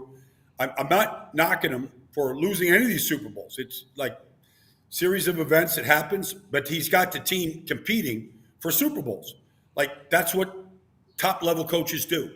He's had to replace one coordinator after another. You lose Saleh, you lose DeMeco Ryans, you lose all these he's done all that. He's right there. Then I've got Harbaugh 1 and John Harbaugh. Oh, you go John over Jim? And I got Harbs 2 at 5. Yeah. Because he's just that much of a difference maker. Yes. At the NFL level, the college level, I've got Harbs. So, look, we saw 2 great coaches. Pete Carroll, obviously Belichick stepped away this year. And so these young guys got a chance to kind of come up right now. Interesting. Harbs is quarterback who's going to be handing the ball off. You don't have in the top 5 or 6. No, I don't because I want to see him. I want to see him bring a team down the field and win games in the fourth quarter. And you could say, well, the defense is, depleted. You could say that the weapons got hurt. You could say all this stuff. I haven't seen him do it, and so remember the one game, the Raider game, to get into the playoffs? Yeah. Well, I mean, he brought him back, but he didn't win the game. Well, I guess he did. I guess he did it in overtime. He won that one. But, it's just a very small sample. Last year, they had repeated chances to go down the field and win games early in the season. Yeah. And he didn't get it done. And so, look, I respect his talent. I mean, anybody can watch Justin Herbert throw a football on the sideline and go, he's a talented guy, and he is. But, Tua, I got to see these guys, Well, and the other guy on the clock this year, and it's a great story, is Sunshine, Trevor Lawrence. No doubt. I mean, this is a big year for him. Like, what are you made of, kid? I thought he was an Andrew Luck lock, and he's disappointed me so far. Well, if you look at the total number of starts and statistics and wins and losses between Trevor Lawrence and Gardner Minshew, Minshew beats him. Now, That's unbelievable. Gardner has been in Jacksonville. He's been in Philly. He's been in Indy. Yeah. Gardner Minshew, I think, has more wins, more touchdowns. Like, you just look at the stats, comparative stats between Gardner Minshew and Trevor Lawrence. Now, nobody's going to dispute that Trevor Lawrence has more talent. That's not the argument. The argument is, okay, let's put those stats side by side. And we know stats don't tell the whole story. All that stuff. We know Urban Meyer was there for year one. That's not fair, et cetera, et cetera. But you wouldn't think that Gardner Minshew would stand up side by side with Trevor Lawrence. And he does. It's actually alarming. Yeah, that's wild. All right, my brother, what's on tap for today? What do you got planned? What was on tap for today? I'm trying to. So I read this. This is going to sound stupid, but I read this scientific study that if you have an incapacitated appendage, leg or arm, but if you work out just the other side, the injured side, doesn't shrink. It doesn't weaken. It doesn't morph into a smaller appendage. So Really? I'm working out one side of my body. It's like this brain thing that says That's genius. I don't know what it is. I'm testing it though. I'm testing it to see if this left arm, after I get this brace off, won't shrink because I'm doing curls and overhead extensions, all this stuff with my other arm. So I'm putting it to test. I love that. You know, you're like Ben Franklin. I need to invent a new bifocal. You're Ben Franklin. You're a modern day. Baldy Franklin. If someday, if I had my druthers, you would replace Ben Franklin with a $100 bill. All right. Well, look, all I want is just a wing in the Ben Franklin Museum. It's my all-time favorite museum in the history of the worldwide museums. Is Ben Franklin's museum right there on the in Philadelphia. I love it. Have you seen there's a new show, a Ben Franklin show. Michael Douglas plays Ben Franklin. Have you watched it? Really? Yeah. No, I have not seen it. Yeah. I have not seen it. The only thing I watched the first episode. All right, I will watch. Is that a Netflix thing? Yes. I think it's Netflix or Hulu. I'll text you. But it was I watched the first episode and I was trying to think if I liked it or not. Like, it's his journey to Paris. And so it's really, I love period pieces. Yeah, and it was interesting. But I'm still looking at Michael Douglas like he's Gordon Gekko. Okay, all right. I mean, you got to get that out of your mind. Because obviously that's definitely a different period. Yeah. Your thoughts real quick, cuz the Tom Brady roast. I hate roasts, right? Like, I just think I was going to say something lewd, but I can't. Oh, I guess I could, but I don't want to. It's like self, gratification type of thing, Why would somebody subject themselves to it? Yeah, and then the family thing made me kind of squeamish. Like, I don't really dig that stuff. Like, they're fun, like, whatever you want to do. But, the other thing about Brady is I'd rather watch him play than listen to him. Like, you know what I mean? Like, or there's too much. To call the celebrities too much for me. I'm aggressively uninterested. Well, so schedule comes out Wednesday. We'll be discussing it probably next Thursday. Yes. Brady will be the number one team at Fox, which means he's going to get a bunch of Eagle games. I'm curious what you and Eagle fans are going to think if you can even be unbiased because of the dislike for Brady and the fact that the Eagles, beat him in a Super Bowl. in some ways kind of own him a little bit. I'm curious what you and Eagle fans are what the reaction's going to be. Well, like I can't wait for the first game he does. I implore our fans to bring Foles signs and pictures and do Foles chants at Brady. Oh, it's coming.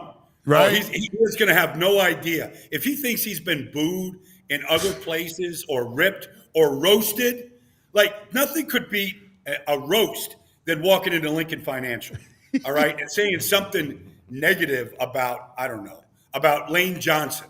Like nobody will get roasted more than what Eagle fans are capable of doing. Yeah, I love it. That's brilliant. Just brilliant. You're the greatest, brother. All right, Thanks, don't go too crazy. You'll get out of that. I'm trying to choke it down here. I'm going to try to behave myself here. Just get the stitches out on Monday and, get on with this thing. Love it. Love it. Yeah. All right, we love you, buddy. You're the greatest. Okay. Thanks, guys. Baldy. See you, bud. The great Brian Baldinger. Baldy. You like the Ben Franklin? He's Ben Franklin? I think he is. Put him on the $100 bill. I think Baldy's Ben Franklin, modern day Ben Franklin. Who thinks of, let me study the idea that, my right arm is got no tricep, right? It's been stitched together. So let me work out my left arm so the right arm does not atrophy.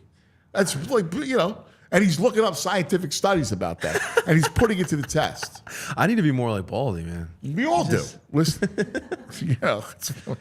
Definition of hell. I get a kick out of him. Cracks me up. He's the best, man. Because his lifestyle is so different than anyone. Listen, I'm wife, kids, right? I'm daddy, right? And all this, Baldy is just attacks the world. Football, meats, and the world. Feels like he needs an HBO show. Yeah, well, it's pretty impressive. All right, let's go to Seattle.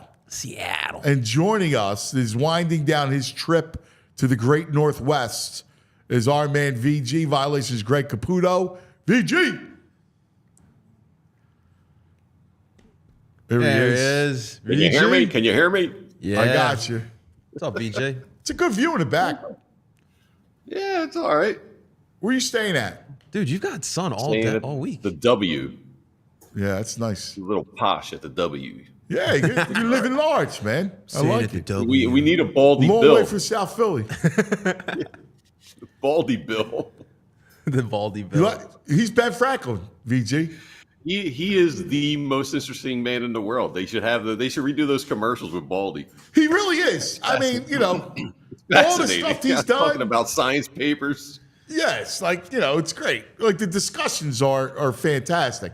Half the time, I want him on for the sit down just to talk about everything else. I love the football stuff. I geek out over it. But, we're going to talk about off-season and, whatever, C.J. Stroud and everything else. But in reality, it's more fun talking about, his travails. Yeah, the Pagan's not a big sports fan, but even she's like, man, I would love to hang out with Baldy. She finds him fascinating. Why not? He's a blast. He's fun. First of all, he's always happy, right? Fun. Yeah. And I love people that have a zeal for life. Yeah. Right? That have a zest for it, that want to live it, that want to embrace it, that aren't, listen, everything happens and you get in bad moods and there's hassles everywhere. But by and large, put that nonsense to the side. We all have to deal with it. There's real tragedy and real illness, but there's also the everyday nuisances that bog people down. Just let that stuff go, man. Life's a blessing. Just enjoy. There's truisms about living every day and making a new memory every day. Amen. Yes, That's and bold. you can see he's worried about not being able to be physical and his diving and stuff. But what's he gonna do? I'm gonna learn how to edit my videos better. He's always improving himself. That guy. It's amazing. Love that stuff. Yeah. All right, buddy. So what's the latest? How would you spend your day yesterday? I got to give a shout out to Casper the Ghost. who's Love always Casper. active in the chat. Yo. Yeah. Got to give a yo. They recommended- we don't give shout outs, we give yos. Oh, my bad. So I'll give a yo to Casper the ghost. He gave me a place to get some breakfast called Biscuit Bitch. And, Biscuit it was Bitch? solid. Yes. Wow, Yeah, that's awesome. What'd you get, VJ? I just got the standard like egg sandwich. They got Okay. a little bit of special sauce. It's got some mayo, a little bit of a bite to it. I do love the But it was biscuit. solid. But the Did you interesting meet thing the about this biscuit plate, bitch? Did What? you meet her? Did you the meet the interesting thing biscuit about bitch? it is there's the sandwich. Wait, They got that some looks grits on the good. side. It was solid. That looks good. Well, yeah.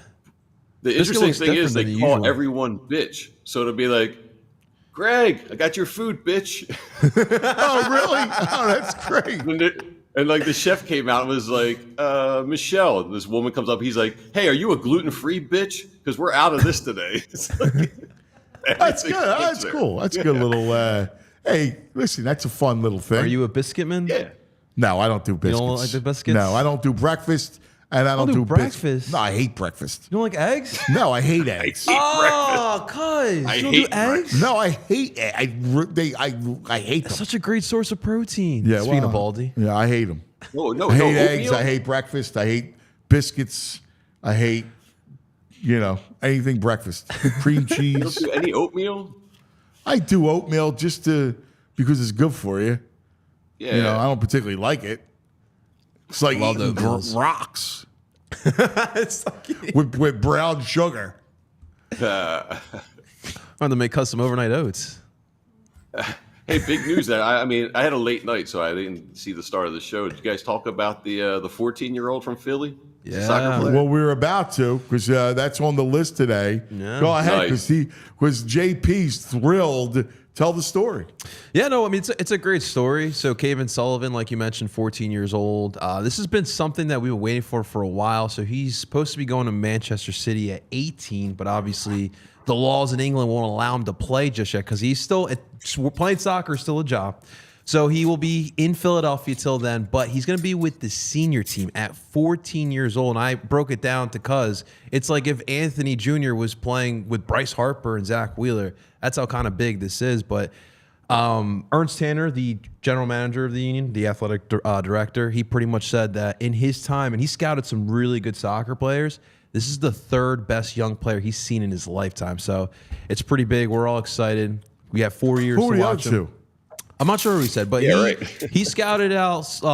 Liverpool had him. Roberto Firmino. I don't know if you know him, VG, but he scored a lot of goals for Liverpool over the past couple of years. He scouted him, brought him to Germany, but he's always had an eye through Africa and South America. Wow. Especially Brazil. So, no, a lot of people are high on Caven. Where's Caven from? Philly. I know. boy. Where at? Not sure Hey. exactly, but I do believe his dad is a teacher in the area. His older brother plays for the team right now. He's having Yeah. a killer year. No, I saw the shot. The goal. He's unbelievable. Yeah, Quinn is great. I love this story of this family. Yeah. Like they need to be a first family Philadelphia. Yeah, well, people are already clamoring for the documentary because, Apple TV owns MLS rights. They pretty much produce all the entertainment. If you go on Apple TV, it's messy, messy, messy. Well, let's now get the Sullivans on board here. Yeah. Let's get a little docu-series. No, I love it. It's a great. It's a great Philly Yeah, story. it's a great story. Yeah. Great story. They're my One day people, he'll be man. They're represented. Julietta Park OGs. I went to school with Caven's aunt, Megan. Oh, there you go. Oh, really? My sister went to school with his dad, Brendan. I think they moved to Bridesburg from Julietta Park over to Bridesburg. But yeah, they're great Philly lifers, man. Yeah, that's awesome. How about that? Like that's what's really cool about the sport, right? That you get what is described as the third best prospect that a veteran GM has ever seen coming out of Philadelphia. Yeah. Right? Like not coming out of, Manchester, England, or Brazil or Colombia or Italy. Yeah. Like coming out of freaking Philadelphia Northeast. Well, that's been the debate. Like that's pretty cool. It is pretty cool. Well, that's the debate right now because a lot of Union fans, because the Union, this is what they want to do. They want to build from within. You've seen guys like Brendan Aronson and Mark McKenzie go through here, and now they're in Europe. And a lot of people love that, but also where's the big time players coming here to help us win right now? Because these kids are fun, but they're not helping you win right now. And so that's been the argument. And so we'll continue to see. Well, that's how it the only develops. thing about it's a shame about the MLS is that hard to get those top this players. great talent that you have, you're going to sell them off to the leagues in Europe. Unfortunately for right now. And yeah. that's what hurts the sport in America. Yeah, hopefully. Or it hurts the league. Like, you'll still watch Portugal, you'll still watch Spain, right? La Italy, Liga. yeah. You'll watch Serie A, the Bundesliga, Premier League, yeah. obviously the Premier League and Serie A. Like, you'll watch that, but you won't watch. But you'll watch the Union, but it's a different level. Right now, these next 2 years are extremely important for the sport in this country because obviously we have Copa America this summer, which is the South American big continental tournament, and then in 2026 we have the World Cup, and so that's going to be really important here for the next years for America to capitalize here. Sure. Obviously, you're talking about being one of the best. You're going to need money to be one of the best leagues in the world, and so hopefully more funds keep coming in, and I can't imagine, why we haven't.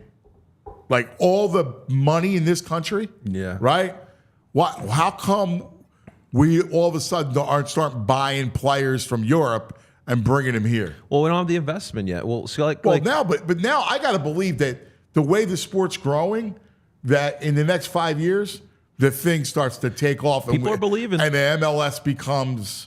KD's one of our part owners. Yeah. He believes in the product. There's people who are believing in it, and it slowly, as more people do believe in it, big time money investments come in. And listen, you build a league that's comparable to Europe, it's a home run. We're getting close to being the best league on this side of the world. We still have ways to go with Argentina and Brazil. Mexico, it's debatable because we've been killing them in some international tournaments, but. It's coming, guys. It is coming. That's interesting. You get some good soccer. All right. I mean, I'm with you. I hope it's coming, but we've been hearing it's coming for a long time. Yeah, but people say that all the time. Wow, I've been hearing about soccer becoming the next great thing. It has. Like, it's tipped. Over the last 15 years, it started with, guys going to Fido on a Saturday morning, and a Sunday morning watching Premier League stuff. Mm-hmm. And now it's mainstream. Like, look, between you and Andrew, right?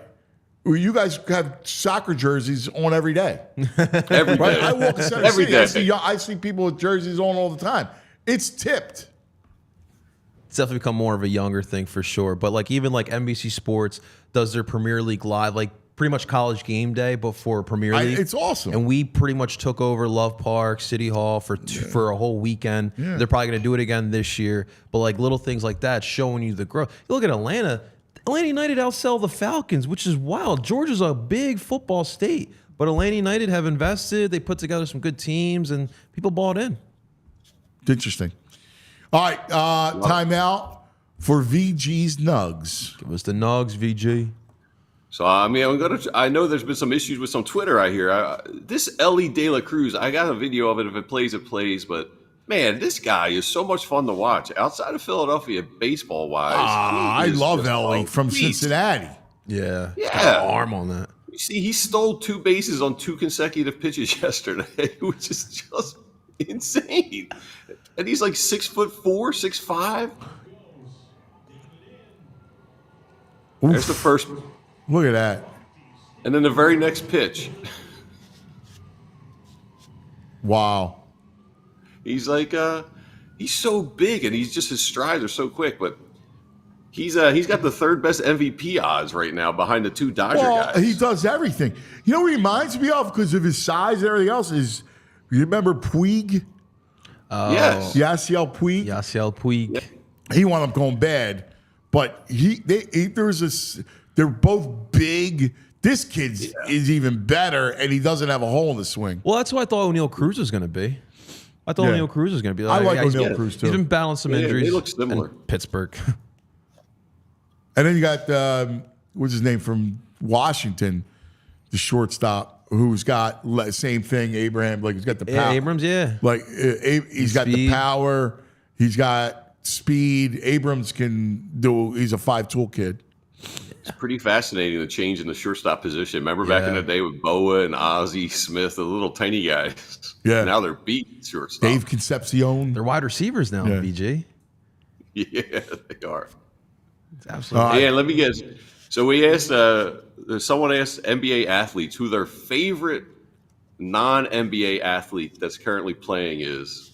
Let me see. Who do you think? Just give me a guess of who you think they might pick in the top. Say it again. 3. Favorite? So NBA athletes were asked who their favorite non-NBA current athletes are. So an athlete from another sport. Why do I feel like it's a soccer player? Because they're well versed in that world. Why, you think it's soccer? I think I'm Think going like soccer. a lot of European players. That too. I'm going to say Mahomes. That was my second guess. But I'll go Messi. Lamar Jackson. Really? Overwhelming. Caitlin Clark too. Yes. And Usain Bolt 4. Djokovic These guys. 3. Look at Jalen Hurts. Jalen Hurts is up there. He's like 11th. Nice. Look at that. Yeah, I was surprised at the Lamar That's a Jackson. good list. Yeah. Interesting. Lamar. Wow. He's fun to watch, but I He wouldn't is expect that. electrifying. You know, I could see that. Really? Lamar over Mahomes? Yeah. Yes. I By a substantial Mahomes, amount. the greatness of Mahomes. I know. He still is ridiculous. Even when like those sidearm throws fascinate the that's crap out of me. unbelievable. That's ridiculous. All right. Almost knocked over the coffee. I What don't else know you if you've got? seen this. I don't know if you've seen this. You ever get a hankering for cheese at 4 a.m? No. Philly's got a 24-hour cheese vending machine my God. outside now. Do cheese and wine at 3 a.m, cuz. Yeah, it's got charcuterie. It's got some meats. It's got some crackers and cheese. Well, I can get some super sod. Soprasata. I can go get a hunk of provolone and Prosciutto. Yeah. Yeah, you just throw the kids in the car at like 4 a.m., drive in that's like insane. Second and see some more Listen, and get some cheese. I love the charcuterie. It's one of my Same, favorites, same. right? Like in Europe, that's breakfast. My father just said, you don't do the, like, I like that breakfast. Get a crunchy bread, and that's it. That's a great breakfast. The Breakfast, it's some like, cured meats, some crunchy bread, and some cured meats for breakfast. yeah, that's a European breakfast. I did the ham and cheese and the croissant. That was great. Yeah, that's a European. I love that. Listen, I can walk into the Bruno Brothers, go see Emilio any day of the week at 7 a.m. Be happy. Yes. I love it. How about that? A vending. I know who would think to make a charcuterie vending machine. Probably a millennial. It's definitely my It's generation. hipsters. It's right outside Fishtown, so you know the hipsters are thinking. Yeah. What else? Hey, do you know the song? Do you know the song Pina Colada? Yes. If you like pina colada. Yeah. Yeah. So it's written by a guy, Rupert Holmes. So I stumbled over this book yesterday. He's a best-selling author. Oh, wow. Look at that. What? So check out this book. It's called Murder Your Employer. It's about a school where if you apply, if they think you're justified murdering your employer, they'll teach you how to commit a perfect murder so you don't get caught.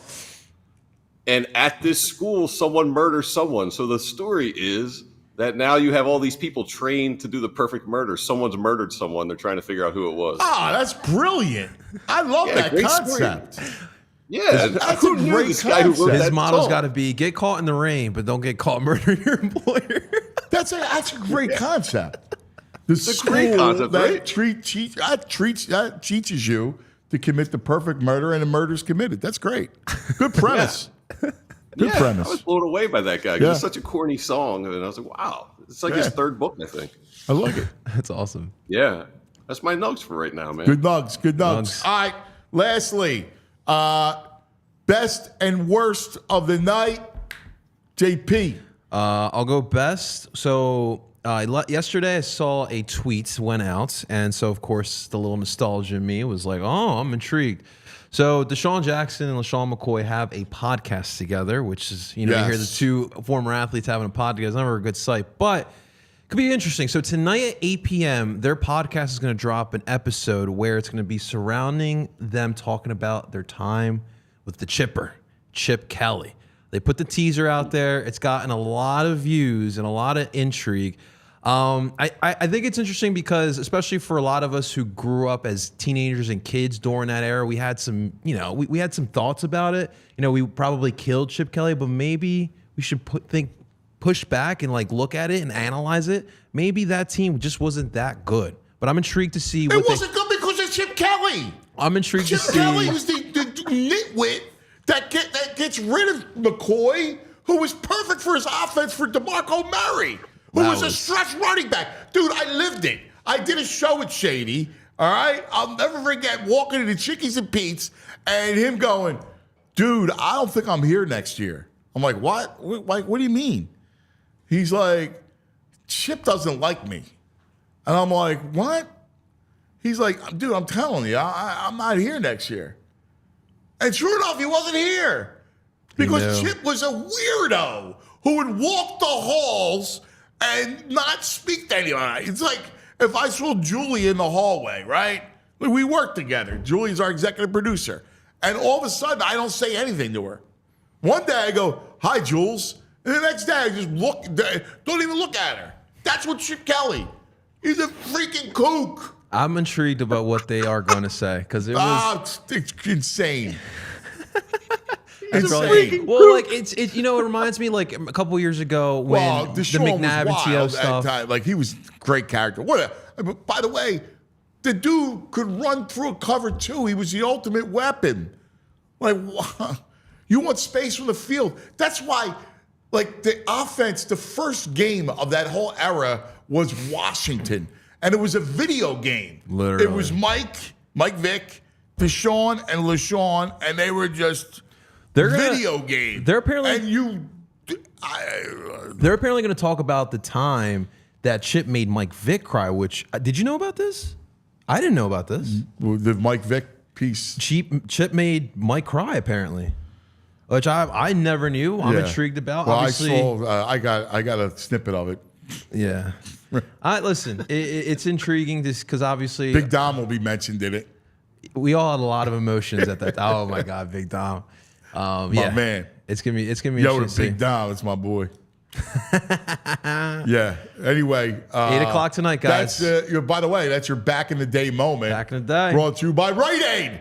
Get all your goods Chip at Kelly Rite breaking Aid. up the team. And if you're allergic to anything Chip Kelly still, they have something for you. The bubble white go 20 times a game. Oh my God. Should I go worse? I'm going to make you feel better with my best of. That irritated you a little bit, Ant. I'm going to make you feel better. I stumbled into a bookstore yesterday that was massive. It's an independent bookstore, 2 levels. And when you just walk in, you know the smell. You just smell the books. I just was like doing it here. Oh, it's so cozy. I love quiet. A bookstore. Yeah, man. I didn't even think independent bookstores of this size existed anymore. Awesome. It was really overwhelming. I love the fact that you've given me 2 book nuggets. Hey, it's a book day. I love a book day. But you just walk into the place. It feels so good. It's like then you might as well just have some chicken soup. Dude, you remember when the bookstore became like in vogue? Like in the early 2000s, like, Borders and what was the other one? Like late 90s. Borders, Barnes & Noble, Barnes & Noble, Rittenhouse, Barnes & Noble. You Borders go was get a my cup of place. coffee. It became a destination. Yes. I It's love a thing that. to do. Let's go to the bookstore. I Yeah. love that. Borders was my If spot. freaking Amazon ruined it. Yes. Absolutely. All right, what's your worst? The worst, I'm going to go. So the MLB announced that the Phillies and Diamondbacks June 23rd game is being pushed back from 1:40 p.m. to 11:35 a.m. And the reasoning is because the MLB is selling an exclusive game to a national broadcast. We don't know the national broadcast, but it looks like it's going to be Roku. But in a league that, listen, we're trying to change the perception, get some of a lot more younger fans on board. An 11:35 a.m. game, I just don't think it's going to bring a lot of. What day of the week is it? It is going to be it's a Sunday game. I know, like, So it is it's a weekend. Sunday 11. I love it. I'm not a big fan of that. Why? Because on Sunday I want to tailgate too, cuz I'm not tailgating at 9 in the morning. Tailgate Trying for to an get my Eagle, drink Eagle on. game? I'm out. I also don't They start like tailgate. 5 a.m. at Eagles games. Ah, come on. I just open your mind. Saturday, I'm going out. I'm drinking till 2 in the morning. Gonna get So my what? cheese at the vending machine. You could. man. Come on, suck it up. Yesterday I had a 10 a.m. I like that start idea. on the West I think Coast. it's different. Give me something different. I always like something different. You like the 11:35? Different times. Like, I don't need a 1:30 start every Sunday. Switch it up. All right.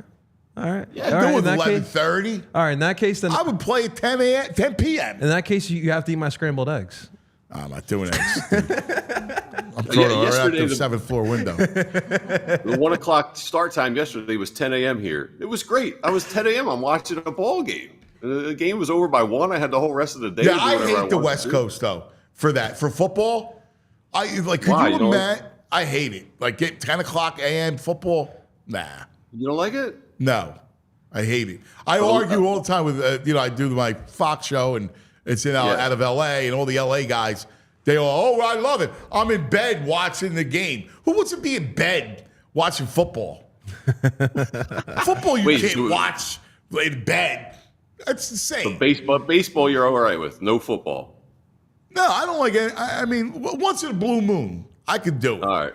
But right. not, I kind of like all the games being done by 11 o'clock, though. It's nice. You feel like I you're not don't missing like that. out. I like the late night. Yes. Of course you do. I love the only thing I'm missing is there's like a it. game at 3 a.m. Like that's why I like in Europe. Like if you're in Europe, it's 6 hours.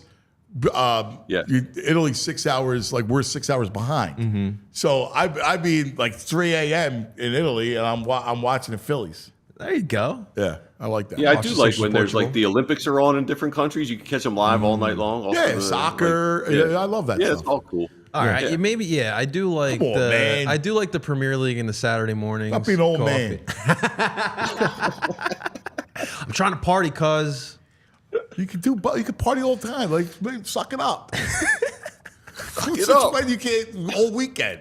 You should be able to go 3 straight days, all day. All right, what's your worst? That was your worst? Yeah, that was my worst. Yeah. What's your worst? So I'm gonna go. I'm a music guy. The music world was rocked. My world was rocked yesterday by the death of Steve Albini. He's famous.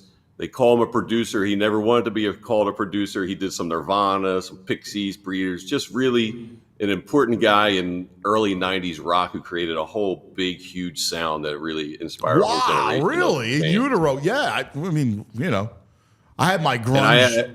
I was a actually- grunge guy. Oh, You were a grunge guy? Yeah. Flannels? Yeah. Yeah. You never stopped wearing them, but Nah, man, I love flannels. yeah. No, I was a I actually- 90s grunger. Yeah. I tried to. I managed a band back in the day. We wanted to record with Steve Albini, and I had to get prepped. His assistant was like, "When you talk to Steve, do not call him a producer. He will hang up on you. He's just an engineer, like a conduit through which the music flows. He doesn't produce anything." And I was all nervous That's talking brilliant. to him, but I bet. he was like the nicest guy in the world. We just couldn't make the timing work out. But yeah, the music world lost a good one yesterday. That's awesome, bro. I like that. I like that. All right, what's on tap for you today? I got a light day. I got to check out of here pretty soon. We got a flight tonight. I'm going to do some sushi and some Indian food today. Ooh. All to wrap. Here you go. VG's See you guys in the morning. Seattle. We'll see you Sounds good, bright-eyed VG. and bushy-tailed with a big, right off the with a plane. big piece of salmon right here. All right, safe trip, brother. All right, fellas. Enjoy your Yeah, last take it day. Violations, Greg Caputo from Seattle. All right, JP. Because I know I can't get you into the eggs, but can I interest you No. into a bagel? Oh, I love bagels. Yeah. Well, what about Love Bagels and Co? Yeah. Our friends over at Bagels and Co got you hooked up, cuz. Guys, listen, for breakfast, there's only one spot you have to go to, and that is Bagels and Co. Because, I love bagels and co. I just like the butter. I'm right there with you. With dirt, because the bagels are so fresh. Yeah. Right? Like, you don't need to dress up that bagel. Don't need cream cheese. Give me that butter. Butter is the perfect complement with that bagel. But if you're not a butter person, Bagels & Co., the best part about it is they have a wide variety of different bagels. You have 15 to 20 different types of bagels select from daily. But also with that, you need a large selection of cream cheese and schmears. They got butter. They got all the cream cheeses, all the jellies, you name it. They got it over at Bagels & Co. They are Brooklyn-style bagels, but they're made with that Philadelphia love. And guys, the best part about it, this day and age, all food prices, it's freaking ridiculous. I was dealing with it yesterday. I can't believe I spent $16 on 4 pieces of salmon. Speaking of salmon, it's ridiculous. It's absolutely ridiculous. And then, of course, guys, with that being said, with inflationary prices going on, they are absolutely affordable to purchase, which is probably the best part about it nonetheless here, ladies and gentlemen. So what are you waiting for? Get your breakfast on here today, guys. All you got to do is to find these great bagels. You just need to go to the bagelsandco.com/store locator to find the closest Bagels & Co. near you here today. Again, that is the bagelsandco.com/store locator to find the closest bagels near you here today. And thank you to our friends over at Bagels & Co. All right, JP. So you talk about incredible bagels and the carbs, and I talk about meat. All right. Influenced by Baldy. Yes, well, we love our meat locker. And the official meat of the meat locker comes from Butcher Box. Butcher Box. I love this Butcher Box. This thing's unbelievable. All right. Now, so you know I got 2 boys, 11 and 14, 2 carnivores, right? So we love our meats. Burgers, steaks. Absolutely. All right. Chicken cutlets, pork, like you name it. Like we do it. So Butcher Box, you can do custom. All right. You can get incredible seafood. Like I do the pasta for them. They like the pasta, the whole thing. I'm telling you, this is amazing. This is 100% grass-fed beef, free-range organic chicken, pork raised crate-free, wild-caught seafood. You're mainly raised, no antibiotics, no added hormones, all right? You get free shipping. It's delivered to your doorstep. Dude, you can't beat it. All right, you can pick up, you can custom make your box, whatever you want. It's incredible. The savings are ridiculous, and you don't have to go to the grocery store. Like, it's delivered right to your doorstep, and it's great. It's 100%, right, really good for you meat. I make sure, because, listen, for my kids, I want to make sure they have the best. The no hormone thing is big for me. No antibiotics. It's huge. All right, go do yourself a favor. Butcher Box, offering us, our people, this amazing offer. All right? Free meat plus $20 off your first box. Yeah. All right? Join today. Use the link, butcherbox.com/PHLY. Use the code PHLY. You got to use that code. You get this offer. All right? You can't beat it. Free meat. All right? $20 off your first box, too. Check it out. butcherbox.com/PHLY. It's great. The meats. Love it. Yes. Love it, love it, love it. Yeah. The best. All right. Tomorrow, Friday. Yes, Friday. So we'll celebrate Friday. It'll be a lot of fun. Jay Wright will join us. So looking forward to that. Yeah, we'll talk to Jay. It's been an amazing kind of run for him, for his players. The last piece of his legacy. Yeah. So we'll talk to Jay about that and get you all set for a big Friday. Yeah, I can't wait. It's going to be a fun one. All right, JP, I'm Cuz. Have a great day, everybody. We love you. All right? Make the most of it. And we'll see you in the morning. We all silly like the mayor.